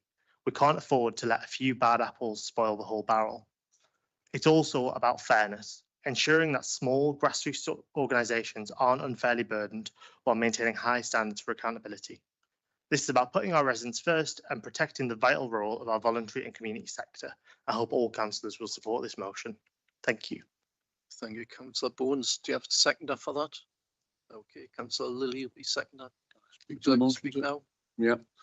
I would want to begin, Chair, by saying that we all applaud and recognise the excellent work undertaken by the voluntary and community sector in North Tyneside and the vital contribution grassroots organisations make to improving the quality of life for some of the most vulnerable residents and communities in our borough. However, given that resources and funding are so tight, many of the residents we represent are feeling real financial pressures in their own right, we collectively as councillors have the important responsibility of ensuring that any funds allocated to the voluntary and community sector, including community interest companies, is done so in a transparent way and that we are clearly able to demonstrate and understand the benefits of how such funding is being used. This is vital when we have sitting council members who are directors of organisations like community interest companies that are in receipt of very large amounts of council funding and may be benefiting financially from these arrangements. This motion asks that we review any arrangements that the council has so we can say with confidence to our residents that any funding we allocate is being spent wisely, with transparency and accountability, and is making a real difference improving people's lives in North Tyneside. This review should include looking at how we are allocating funding to the third sector, including what decision-making processes we use and whether these are robust, transparent and open to scrutiny. Who is involved in the decision-making process to allocate funding and whether any conflicts of interest or relationships can be a barrier to objectivity.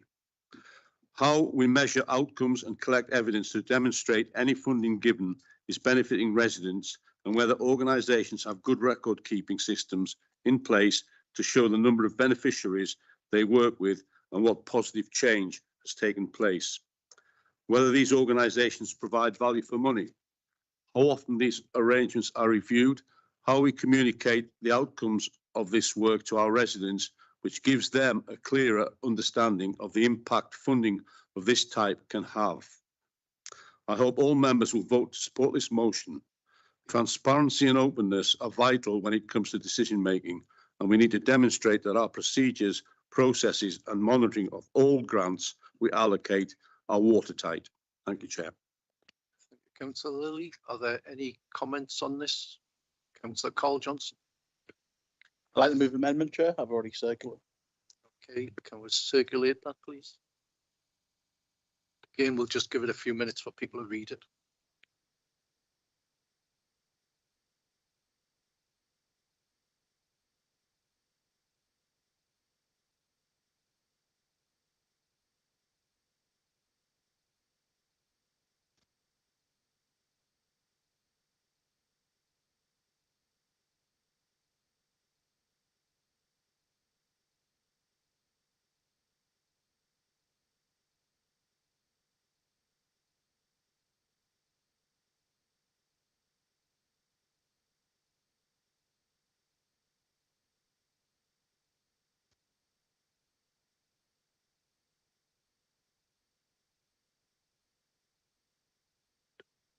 Okay, if everybody's had the opportunity to read that, if you'd like to move the motion, yeah, amendment, please, Councillor Johnson. Chair.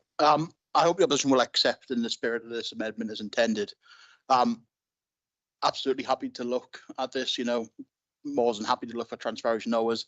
Just really want to point out in the amendment that actually, you know, this council wasn't born yesterday. We'd already do these things, and just point this out to members of the public that might see this motion and think the council doesn't already do the things in this motion. But certainly happy to take a deep dive and a look into this. So hope the opposition accept the amendment in the spirit. If not, I'll have further things to say later. Okay, do you have a seconder for that, Councillor? Seconded, reserve the right. Any comments on the amendment? Anybody wish to make? Okay, I think we'd just go straight to the vote. Oh, Councillor Bones, oh, sorry, I didn't see you. Oh, you've got it right. Yeah, well, happy to accept this amendment, Chair, so just move straight to the vote. Okay, we'll go straight to the vote then. Can all members please vote on the amendment?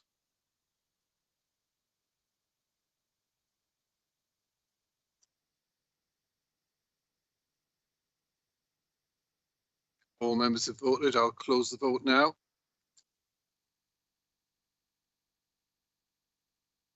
Okay, that vote has passed. It's 43-4, no abstentions, none against. So the amendment now becomes a substantive motion.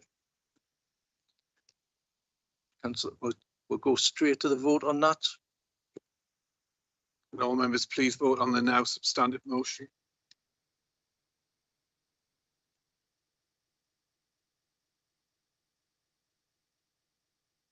If all members have voted, I'll close the vote.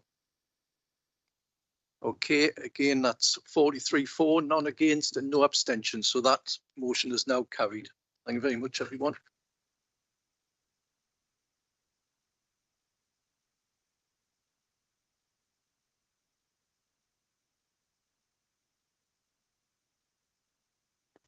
Okay, we now come to item 6 on the agenda tonight.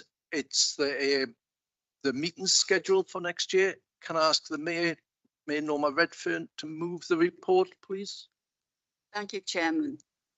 This report before the council this evening proposes a timetable of meetings for 2025 to 26. It also sets out the dates of council meetings during 2025 to 26, at which questions are proposed to be taken from members of the public. The timetable has been drawn up on similar principles to those used when setting the current year's timetable of meetings. Suggested commencement times and meetings also reflect those in place for the current municipal year. It is proposed that, as for the current year, 3 council meetings will be designated for public questions. These are suggested to be the meeting to be held on the 24th of July 2025, 27th of November 2025, and the 29th of January 2026. I would like to move the recommendations as set out in the paragraph 1.2 of this report. Thank you, Chairman. We have a seconder for that. Thank you, Chair. Second, reserve the right to speak. Are there any questions to this report? No. Nobody wishes to speak to the report? Okay, can we just move to the vote then? Yes, we do wish to vote electronically. Can all members please vote now on the report?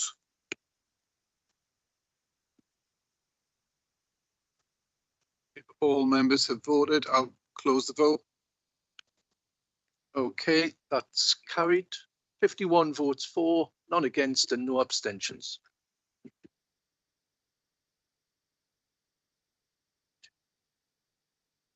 Okay.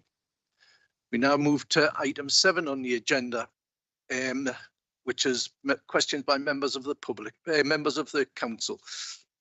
We currently have 13 valid questions have been received by members of the council. So question 1 from Councillor Bones. Would you like to ask a question? Thank you, Chair.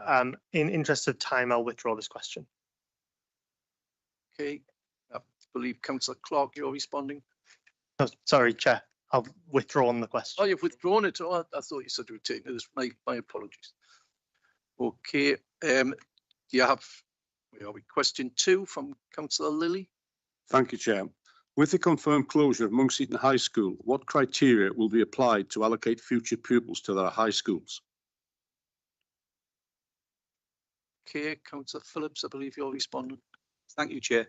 The authority has and continues to work closely with the head teachers of secondary and high schools in North Tyneside to ensure that capacity exists to accommodate displaced pupils from Monks Eaton High School now and in the future. The authority has coordinated extraordinary admissions arrangements for current Year 9 pupils at Monks Eaton High School to identify their school place for September 2025. The authority is also coordinating extraordinary admissions arrangements for current Year 8 pupils at North Tyneside Middle School for parents and carers who either did not apply for a Year 9 place for September 2025 or included Monks Eaton High School as one of their preferences. The extraordinary arrangements use the same criteria as our Cabinet agreed annual published admissions arrangements. Okay, Councillor Lilly, do you have a... I do, Chair. As has been confirmed, upon the closure of Monks Eaton High School, not all displaced pupils will be accommodated at Whitley Bay High School. Consequently, pupils who would have expected to walk to school will now have to travel the length and breadth of the borough. This will incur families unexpected travel costs and will place a burden on family finances. What assistance will be offered to these families to ameliorate this extra expense? So Phillips. Yeah, thank you. There's never been a guarantee that children living in the North East planning area would be able to attend a school in that area, and not all parents and carers living in the North East planning area apply for schools in that area. Where there are more applications in places, schools or subscription criteria will be applied. Currently, there is more capacity in each year group in the North East planning area than there are pupils in each year group living in that area. Subsequent to the closure of Monks Eaton High School, the council forecasts that the future structure of and capacity in the 3-tier system will be more reflective of the resident pupil population living in the North East planning area. The same principle will be applied across the borough, ensuring that there are sufficient places for all resident pupils to attend their local catchment school. When the final thing comes out, we will obviously be looking at any Sorry? Oh, I'm probably not worth looking at, to be honest, as long as you can hear us. So yeah, so when we've found out what's happening on the 31st of January, we'll obviously be able to look at individual cases for affected students from those schools. Councillor Phillips. Councillor Lilly, I believe you have the next question also. Thank you, Chair. Will the Mayor guarantee the future of Monkseaton Middle School in the light of the decision to close Monkseaton High School? The authority is currently undertaking a strategic education review across North Tyneside, seeking to ensure that a sustainable, sufficient and high quality education system is maintained, which enables all children and young people to achieve positive outcomes, including those with additional needs. Council will remember that in the Cabinet report of September 2023, the authority gave a firm commitment to the 3-tier system in the planning area and to working together with the schools to ensure it is viable and sustainable. So Lilly, do you have something? Thank you, Chair. Yes, I do. Excuse me. What assessment has been made of the impact on Monkseaton Middle School when parents rightly decide to send their children to the designated high schools at the beginning of year 7, ensuring they start a new school with all other new starters, thus enabling them to form friendship groups rather than having to break into existing peer group friendships, which will be much more difficult if this transfer is delayed until year 9. Yes, thank you. Impact assessments were done in light of all schools, not just Monkseaton Middle School. So we have done impact assessments across the whole of the North East planning area for the schools, and we're quite confident that displaced pupils can be given a school place somewhere in North Tyneside. Thank you very much, Councillor Phillips. Councillor Bones, I believe you have the next question. Thank you, Chair. Can the Mayor provide an update on the winter fuel voucher scheme, including how many have now received vouchers, how many incorrect vouchers were issued, how many residents were unable to use the vouchers over Christmas as a result of the error, and why no communications took place with local shops to explain the scheme, resulting in many not having enough cash on site to pay out? Councillor Bones. Councillor Clark, I believe you responded. Yes, Chair. Thank you for this question, Councillor Bones. I can confirm that 1,486 pensioner households have been issued with winter fuel vouchers. Unfortunately, 299 of these were issued with vouchers that had a reduced expiry date, and 86 did not redeem all of their vouchers by that expiry date. However, the other 213 households were able to cash all of their vouchers before Christmas. Before the expiry date, the authority, realising the error, wrote to all households who had not yet cashed their vouchers and made them aware of the issue and advised that vouchers would be reissued in January with an extended expiry date. The voucher provider contacted local shops that use their vouchers, and increased cash floats were provided by the supplier to their shops, but the authority is aware that 10 households were unable to cash all of the household vouchers. Apologies to any pensioners for any who were adversely affected by this error. And I will take this opportunity to thank all the pensioners who have taken the trouble to contact me to express their thanks to North Tyneside Council for introduction of the new scheme that has had a great impact on them. Thank you. Councillor Clark. Councillor Bones, do you have supplement? Thank you, Chair, and thank you to the Cabinet Member for clarifying that over Christmas, almost 100 households couldn't access this vital financial support because of an error within her department. Given that the Cabinet Member is seeking resident support to be our next Mayor, and she can't even get a simple voucher scheme right, what on earth makes her think she's qualified to be our next Mayor? I don't think that's a relevant question. I beg to differ. I'd like to accept the question, Chair, because I think it reveals Councillor Bones' underlying feelings about supporting people who are actually in need. I know he's suddenly developed an interest in tackling poverty. Maybe that's because he's running to be the next elected Mayor, because he's never shown any interest before. Okay, back to the issue. I think I'm absolutely fit to stand as the next elected Mayor. I certainly was swift to act and introduce the new scheme, which is providing additional support to 2,800 low-income pensioner households in this borough. What you describe as a simple little scheme, Councillor Bones. It may be little in terms of numbers compared to the relative number of households in the whole of the borough, but it's not small in terms of the impact it has had on the recipients of those vouchers. Believe me, I know from the pensioners I've spoken to, Councillor Bones, and the pensioners who have taken the trouble to contact me, it's had a big impact on their life. So it's not a small, insignificant scheme. And if I am to be elected the next Mayor of North Tyneside, residents can rest assured supporting their needs and promoting their interests will always be central in everything I do.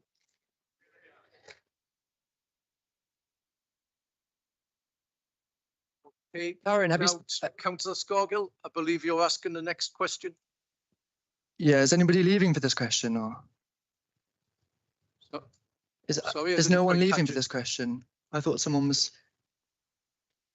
Councillor Clark indicated during declarations of interest she was leaving the room for this question. All right. Okay, are you leaving for this question, Councillor? I am. Oh, you will? Yeah. Oh, leaving the meeting. So leaving the. Yes. Oh, sorry.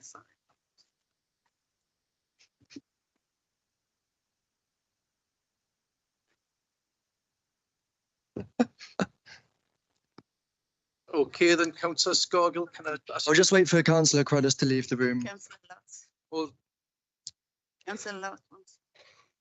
hold on. Councillor Lott, you could just signify you want to speak.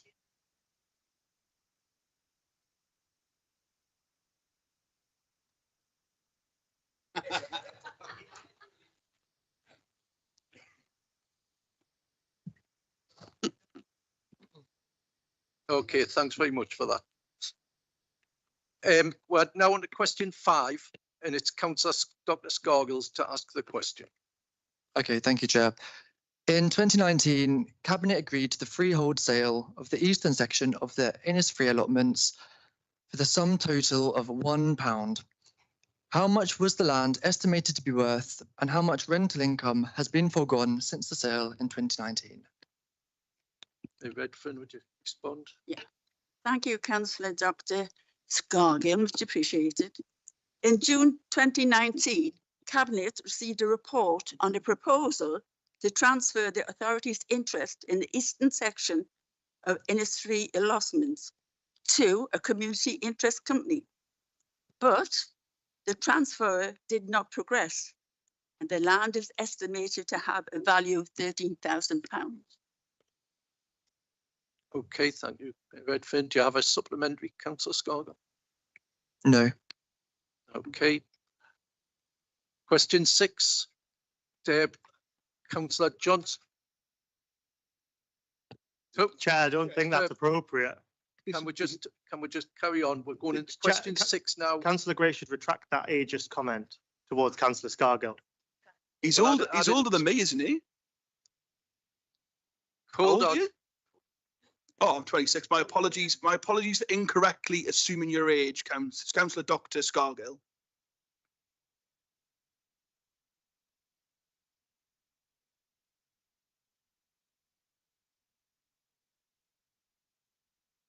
Okay, sorry, Councillor Lott, forgot to press the button. We're moving on to question 6 now from Councillor Johnson.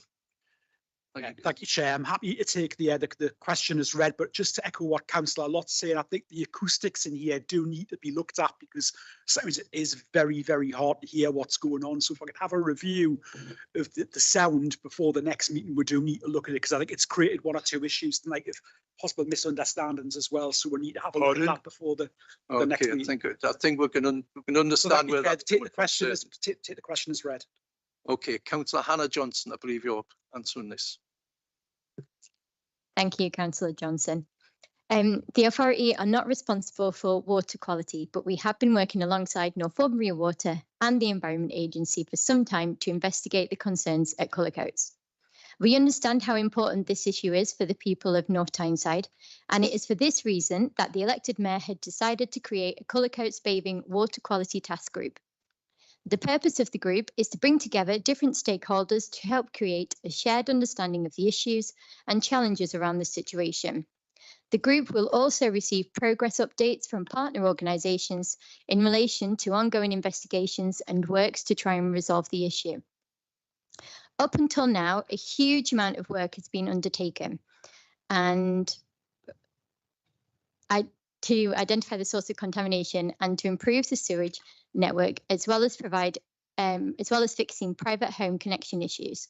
This has included investigating pipework, connections and possible pollution pathways, resealing gullies and capping off and rediverting a historic water culvert, checking connections to nearby public toilets as well. Actions taken by the partnership to identify the contamination source include DNA analysis carried out to identify likely sources of pollution, where bird, human and dog markers were identified, but source apportionment is not currently feasible using the Environment Agency's method. More than 100 properties have been checked and around 20 misconnected pipes have been repaired. 3,500 metres of pipe has been inspected with cameras and any defects found have been fixed. 150 metres of pipe have been coated with a special lining to prevent leaks. Interceptor storm tunnels have been inspected and no issues have been found. Dual rising main from the local pumping station has been dug down and inspected. Again, no issues found. Suspected pollution pathways have been inspected using a special dye and no trace has been found on the beach. 80 highways gullies have been checked for misconnections and pipework failures.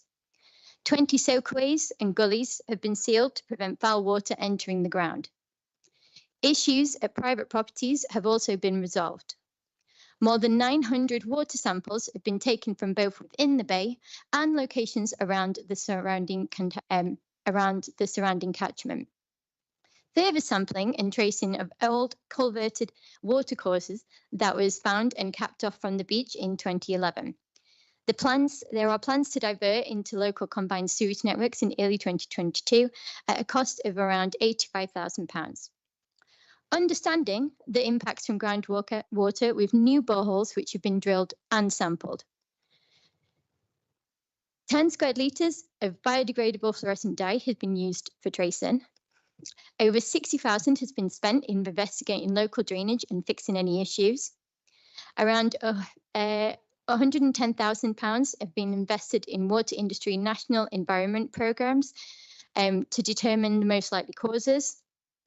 Ongoing engagement has been happening with local community groups such as Service Against Sewage and the Harbour Association. This includes support from local experts in geology, mining works and tidal patterns. We have also confirmed that the public toilets and Cullercoats metro station via Nexus have either been decommissioned or flow into the sewage system correctly to the west of them. As you can see, that's quite a lot of work that we've done already. We remain committed to doing all that we can to support our partners in the process and we will continue to work with them until the water quality matches our aspirations. Thank you. Thank you, Councillor Johnson. Councillor Johnson, do you have supplementary to that? Yes, thank you, Councillor Johnson, for that very detailed and quite technical response. Just in relation to the task force, is the opportunity for that to be cross-party and for us to have some involvement in that? The stakeholders will include local authority officers, community groups and partner organisations such as Northumbrian Water and Environment Agency. Sorry, so the answer is no on that. I've just answered your question about who's going to be on there. Okay. Question 7, Councillor Knott. Thank you, Chair. As councillors, we all know how much of a priority repairing potholes is for our residents. Could the Mayor confirm how much additional funding the council has received from the government following the announcement at the end of last year, and update members on the progress of Capita coming back in-house at the start of the month? Thank you. Thank you, Councillor Knott. Councillor Hannah Johnson, I believe you're answering this one. Thank you, and thank you, Councillor Knott. Our North Tyneside plan includes a commitment to invest in additional capital funding on repairing our highway network. In the last 7 years, over £102 million has been invested in the maintenance and improvement of our highway network. This includes an additional £2 million each year in the council budget. In 2024-25, £3.2 million of capital investment into highways was obtained from the Department for Transport. This funding provides the council with opportunities to deliver a targeted approach to addressing potholes and general highway condition. In December 2024, the North East Combined Authority received an indicative allocation of £23 million for investment in highways, and we are currently waiting to see how this will be disaggregated to the regional highways authorities. Highway Services returned from the council from Capita on the 1st of January. This provides the council with greater control and enables us to understand more targeted permanent repairs, which we know is a priority for our residents. It also highlights, however, once again, what an absolute disaster the Tories created the last time they ran this council, whether it be the massive failure of the previous Tory administration when they outsourced services to Capita and NG, when they increased council debt by nearly £200 million over 4 years, despite promising to reduce it, when they threatened to close libraries and leisure centres with endless rolling reviews, and when they divvied and delayed on all manner of capital investment decisions, leaving Labour to fix the Tories' mess when we came into power in 2013. Thank you. Councillor Johnson. Councillor Knott, do you have a supplementary? Do you have a supplementary? No? Okay, thanks. Question 8. Councillor Murphy, I believe you are asking this. Thank you, Chair. Our outstanding children's services do a fantastic job preparing children for life after care. Is there any more we can do to increase the number of care leavers who attend university? Councillor Early, I believe you want. Thank you for the question, Councillor Murphy. We are incredibly proud that 10% of our care leavers are currently studying at university. This is a testament to the robust offer we have in place to improve attainment and progression of all the children in our care and care leavers. Our Hive team provides direct teaching support and an outstanding and innovative therapeutic offer to help children and young people address the trauma they have experienced and reduce the barriers to learning. A lot of our work focuses on raising aspirations and broadening horizons for children and young people, and this remains ongoing. To do this, we are currently progressing a range of opportunities for young people to observe, visit, and experience different job roles and environments. We recognise that the academic route is not the only option for young people, and so we provide support for young people to progress in a range of ways. As a result of this, we have seen successful progression in further education for many young people taking a vocational approach, who then move on to degrees. We also offer additional financial support for university accommodation, and young people are supported by their leaving care workers to apply for bursaries available to care leavers through universities. Councillor Murphy, do you have a supplementary? No, thank you, Chair. Okay. Move on to question 9. It's from Councillor Montague. Chair. Sorry, Chair. I'd like to move a motion without notice to proceed to the next item of business. Questions number 9 to 13 have been designed by the group opposite to give their want-to-be mayor a platform for her mayoral campaign. It's understandable why they want to give Councillor Clark a platform, but it should not be done at the expense of the taxpayer and during officer time. If they want to give Councillor Clark a platform, they should book a room and hold a rally. This is not to say the issues are not important, but the way the Chamber and public funds are being misused to promote the Labour candidate is unacceptable. These questions would be better answered by the mayor or in writing. As a result, I'd like to move a motion without notice to proceed to the next item of business, Chair's announcements. is that seconded? Okay, Councillor J. Bartoli. So, okay, we'll move to the vote. We've received a motion to move to the next item. Could I just ask people to vote either for or against that? Can members vote now, please?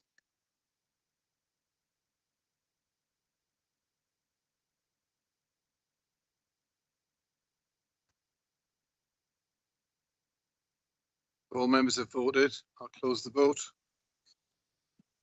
Okay, that motion has fallen. It was 48 against, 7 in favour. So we carry on with question 9. Chair, as a point of personal clarification, we do not condone this misuse of council resources, and this group will be taking no further part in this meeting.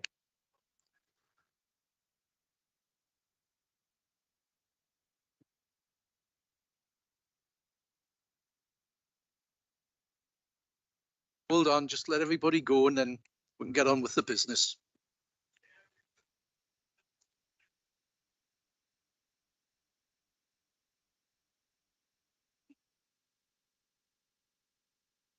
Okay, we'll move on to question 9 now, please. Move on to question 9 from Councillor Montague. Yes, thank you, Chair. I've just got the grips with the buttons after all this time. I just want to mention about child poverty in the North East and how it's increased by 40%. Councillor Montague, can I ask you to pull the mic a bit closer, given. You can indeed. No. Child poverty in the North East has increased by 44% during the last Conservative government. Clearly, there's a lot of work to be done to change that position. Last year, on taking office, the Mayor of the North East, Kim McGuinness, made tackling child poverty her #1 policy priority. And I'd like to know, how will the elected Mayor work with Kim McGuinness and the North East Combined Authority on this issue in tackling child poverty in the North East? Sorry, North Tyneside. Councillor Montague, Councillor Clark, if you're answering this. Thank you, Chair, and thank you, Councillor Montague, for the question. North Tyneside is actually already leading the way across the region through our work to tackle child poverty, including through the Poverty Intervention Fund and partnerships, our multi-agency partnership networks and the Health and Wellbeing Board's Equally Well strategy. By being part of the new North East Combined Authority, we are and can do even more.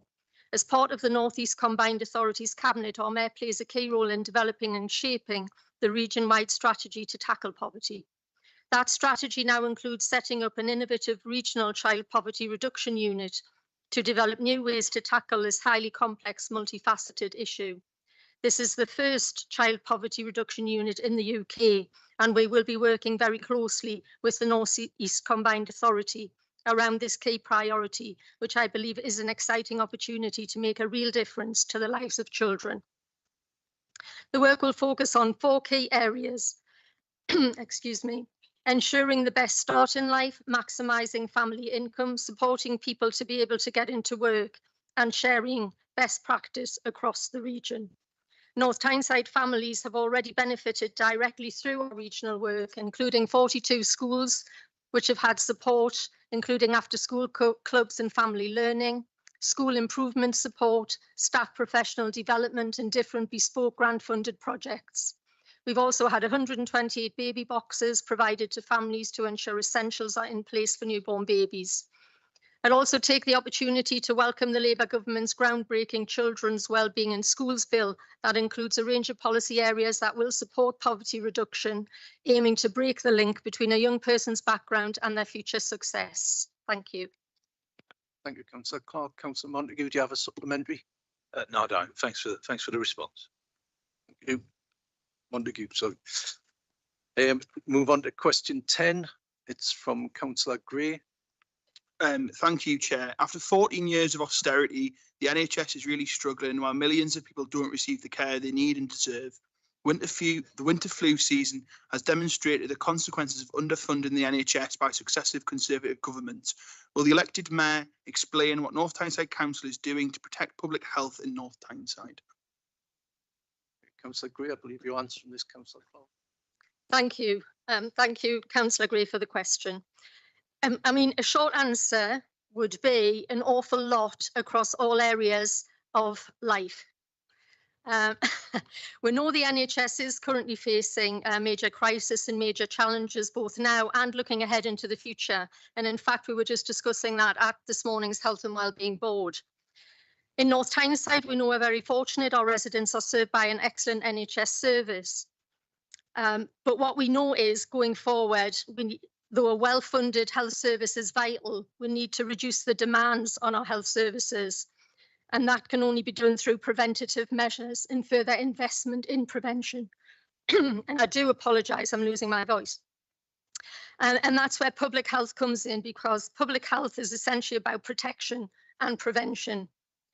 North Tyneside Council is a public health organisation which utilises its functions, powers and expertise, its understanding of and relationship with our communities, our extensive partnerships across all sectors to promote and protect our residents' health. The local authority receives a significant public health grant from central government. Sad to say that the value of that grant has actually decreased in the past 10 years. It was 10% less in 23-24 than it was in 2013-14, and per person that spending cut is even greater. So that's very sad to say, and I think taken in the context of increased demand through the impact of COVID and the cost of living crisis, that has had an impact. However, the local authority provides and commissions a range of services through that grant. These services include stop smoking services, drug and alcohol services, children's public health services, sexual health services, the NHS Health Check programme, and programmes to prevent obesity and the National Childhood Measurement Programme, all of which improve health outcomes for our residents. We also work closely with our NHS to improve the take-up of vaccination programmes such as the flu, as this remains the best defence against catching the virus. And as we may recall throughout the pandemic, the local authority works highly effectively with local, regional and national partners to prevent and protect residents from infectious diseases and outbreaks. But public health is also about tackling the wider social and economic determinants of health, conditions in which we live and work and live our lives. We need to stop people getting ill in the first place and reduce the pressures on health services and reduce the gap in health inequalities and premature death. The North Tyneside Health and Wellbeing Board ensures there is an integrated approach to public health, bringing together colleagues from across the authority in housing, planning, neighbourhood, social care to collectively improve outcomes. The Health and Wellbeing Board is responsible for the Joint Health and Wellbeing Strategy, which tackles health inequalities across the borough. It's a long-term commitment, a high-level strategic plan and approach, and it has an annual implementation plan to monitor progress against all the key themes of that strategy. So in general, we're working across the board, across wider and beyond council services with a wide range of multi-agency partners to protect and prevent illness among our residents of North Tyneside. Thank you, Chair. Thank you, Councillor Clark. Councillor Gray, do you have a supplementary? Thank you for the extensive answer and your understanding of the issue. Thank you. As Councillor Thirlway has had to put his apologies in, can we just take that question as read, please? And Councillor Clark, are you going to respond? I'll have a little sip of water this time before. Thank you. Thank you. Yes, the Poverty Intervention Fund, of course, was set up in 2020 by this Labour administration. And whilst it's vitally important and highly innovative, it is just one of the ways this council continues to support children and families who are experiencing the harsh effects of poverty. The fund is supplemented by other funding, including the Household Support Fund and funding from the Department of Education for the Holiday Activity and Food Programme. An additional match funding has also been secured from local partners, which has maximised the impact locally and enabled the offer of additional spaces to children not on income-related free school meals. It's quite a complex thing to determine the exact numbers because some children may have access to more than one source of support through the funds available. So, you know, some children might be in receipt of food vouchers or they might attend holiday activity programmes. So what we can say with certainty is through poverty proofing the school day, 12,834 children have benefited, and that was funded directly through the Poverty Intervention Fund. So that's one example of where that fund has actually supported literally thousands of children in this borough. We're also tackling holiday hunger, providing supermarket vouchers directly to families with children eligible for income-based free school meals. These have been provided to every child during every school holiday since December 2020 at a value of £15 per week per eligible child. The number of children benefiting in 2020 was around 7,300, but the number has increased since COVID-19 and the cost of living crisis, and at the last count was 8,652, I believe, in the Christmas holidays benefited from those vouchers. That was originally set up to be funded through the Poverty Intervention Fund, though now it is funded through the Household Support Fund. Our children have also benefited indirectly through a range of wider support interventions, not directly targeting children, but targeting families, including food pantries, social supermarkets, cookery sessions, etc.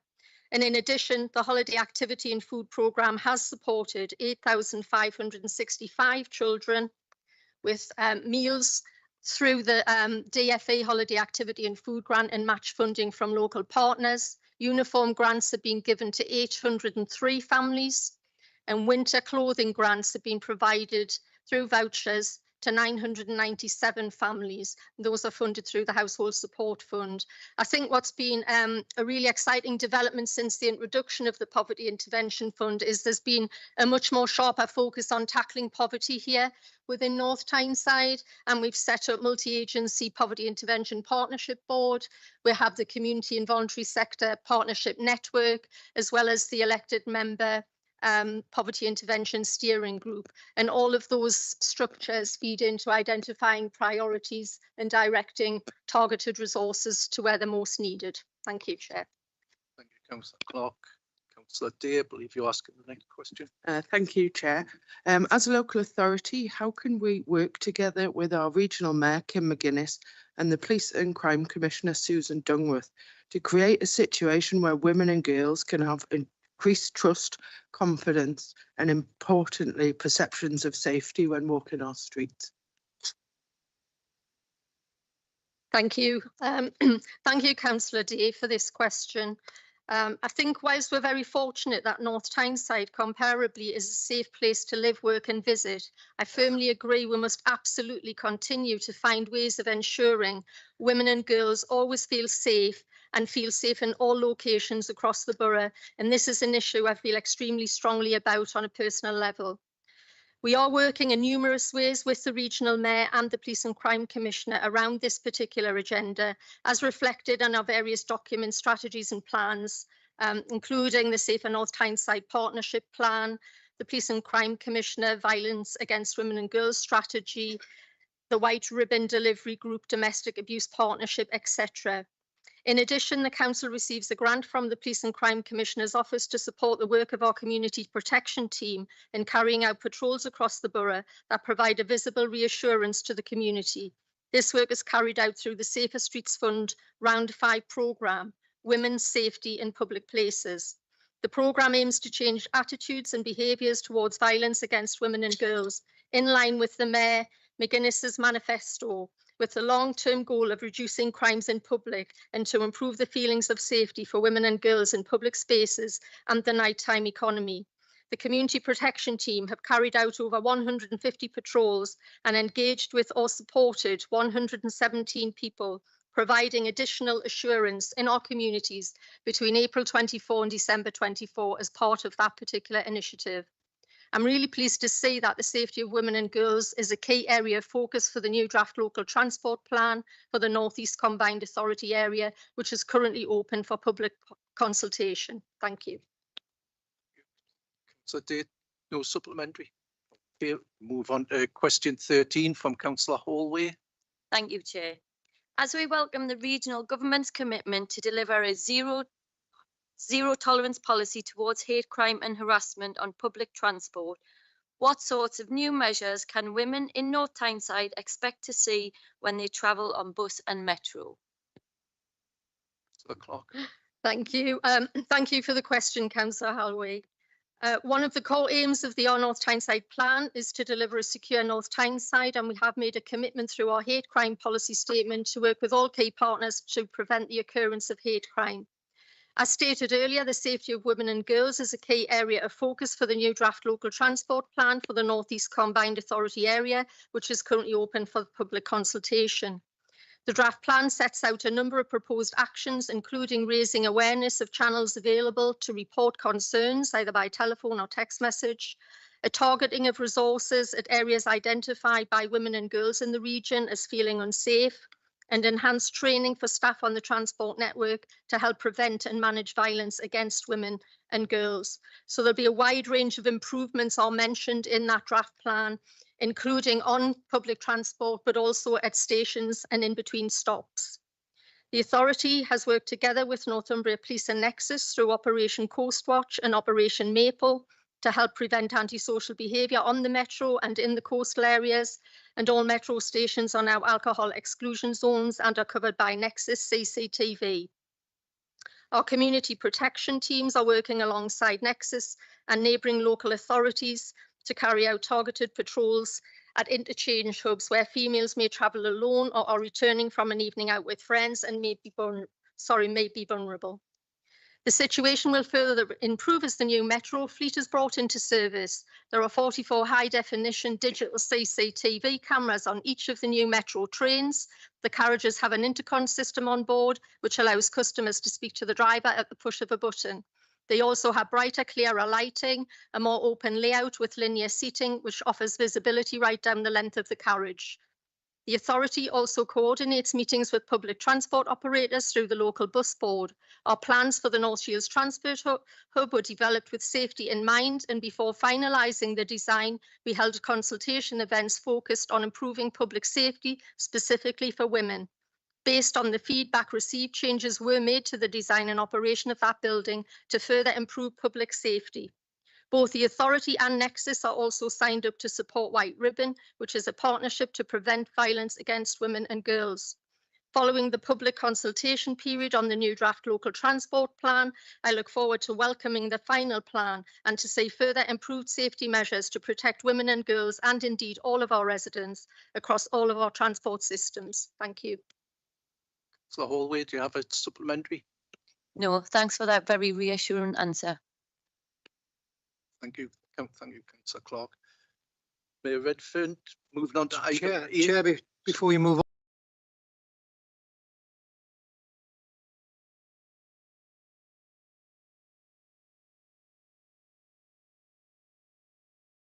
Bones and his group walkout, can I ask for clarification of members' rights to ask questions, written questions of the Mayor and her right for deciding who shall answer them on her behalf? Because it's important that we get clarification at today's meeting or this evening's meeting to ensure that when we move on to our future meetings, that we know exactly what the rights of members to ask questions of the Mayor and her right time to actually decide on who shall answer them on her behalf. Just if you answer. Councillor, the council's constitution sets out the opportunity for members to ask questions of the executive or of the authority full stop in relation to matters which relate to the borough and or the council. Those questions have to be submitted in a particular time frame, and provided that they are and are not otherwise improper, such as being defamatory or otherwise unsuitable, then they will be come through to the council meeting for answer. In terms of who responds to those questions, it's a matter for the elected mayor, if they're addressed to her, whether she wants to use one of her cabinet members to respond to them, or if it's addressed to a cabinet member, for that cabinet member to respond accordingly. So those questions fall quite clearly within the framework of our constitution. Councillor, the questions were not deemed to be improper when they were received. Thank you. Thanks for that clarification. Move on to item 8. Maeve.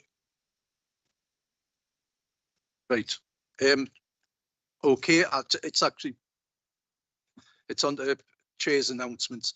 I hadn't intended making any announcements today, but given the behaviour of some of the members of the council, I think it should make some sort of comment. As you've just heard from the legal representatives, they were perfectly legal questions, and they were there to be asked and answered. It's very disappointing that the members chose not to listen to the responses to their own questions or to the questions. I think that was Councillor Clark answered them very well, and there was a lot of information which I'm sure the residents of the borough would be pleased to hear, and it's unfortunate they chose not to listen to it. But I would remind them it's all available, it's all being streamed live, so they will be available for them to watch on another time. But Mayor Redfern, do you have any announcements? Yes, I do. Thank you very much. I'm absolutely flabbergasted what's happened this evening, to be quite honest. I know the pursuit of power brings out the worst in people, but what we I can't say it. I'm so upset tonight is absolutely dreadful, to be quite honest. I never heard a positive thing come out of the mouths of the opposition tonight. I find that appalling, to be quite honest. I got I'll call it a fairy tale, but I got a leaflet from Councillor Bones through my door yesterday.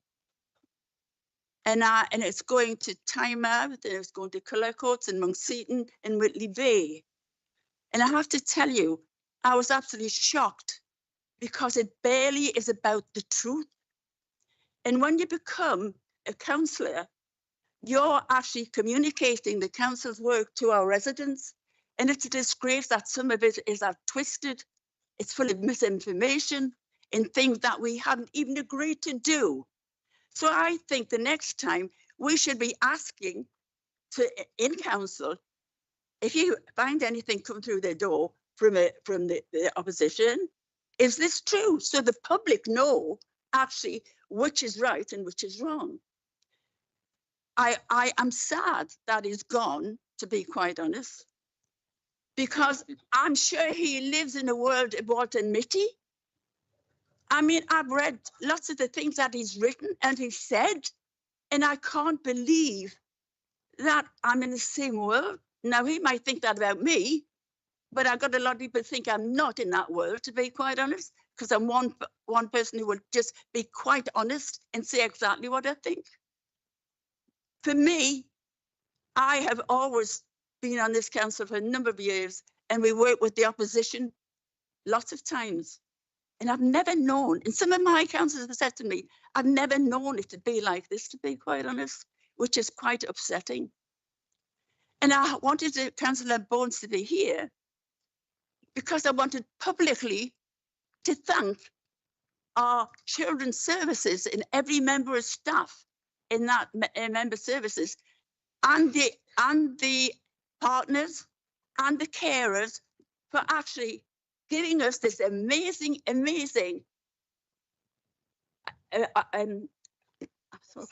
Ofsted report. Yeah, to be quite honest, I'm just shocked. I can't believe some of the things I've heard tonight. But what I would say to you is that at least we can stand up and talk proudly about our council, because this comes from the outside body. We aren't making it up. So, Chair, I'm sorry I had to say that, but I'm extremely upset. And all I can say to you, I hope on the next meeting, the behaviour is more respectful of how it should be treated in this behaviour, in this chamber. Thank you so much. Thank you, Madam Mayor. Okay, that brings us to the end of the agenda for tonight. So if I can just thank you all for coming and wish you well.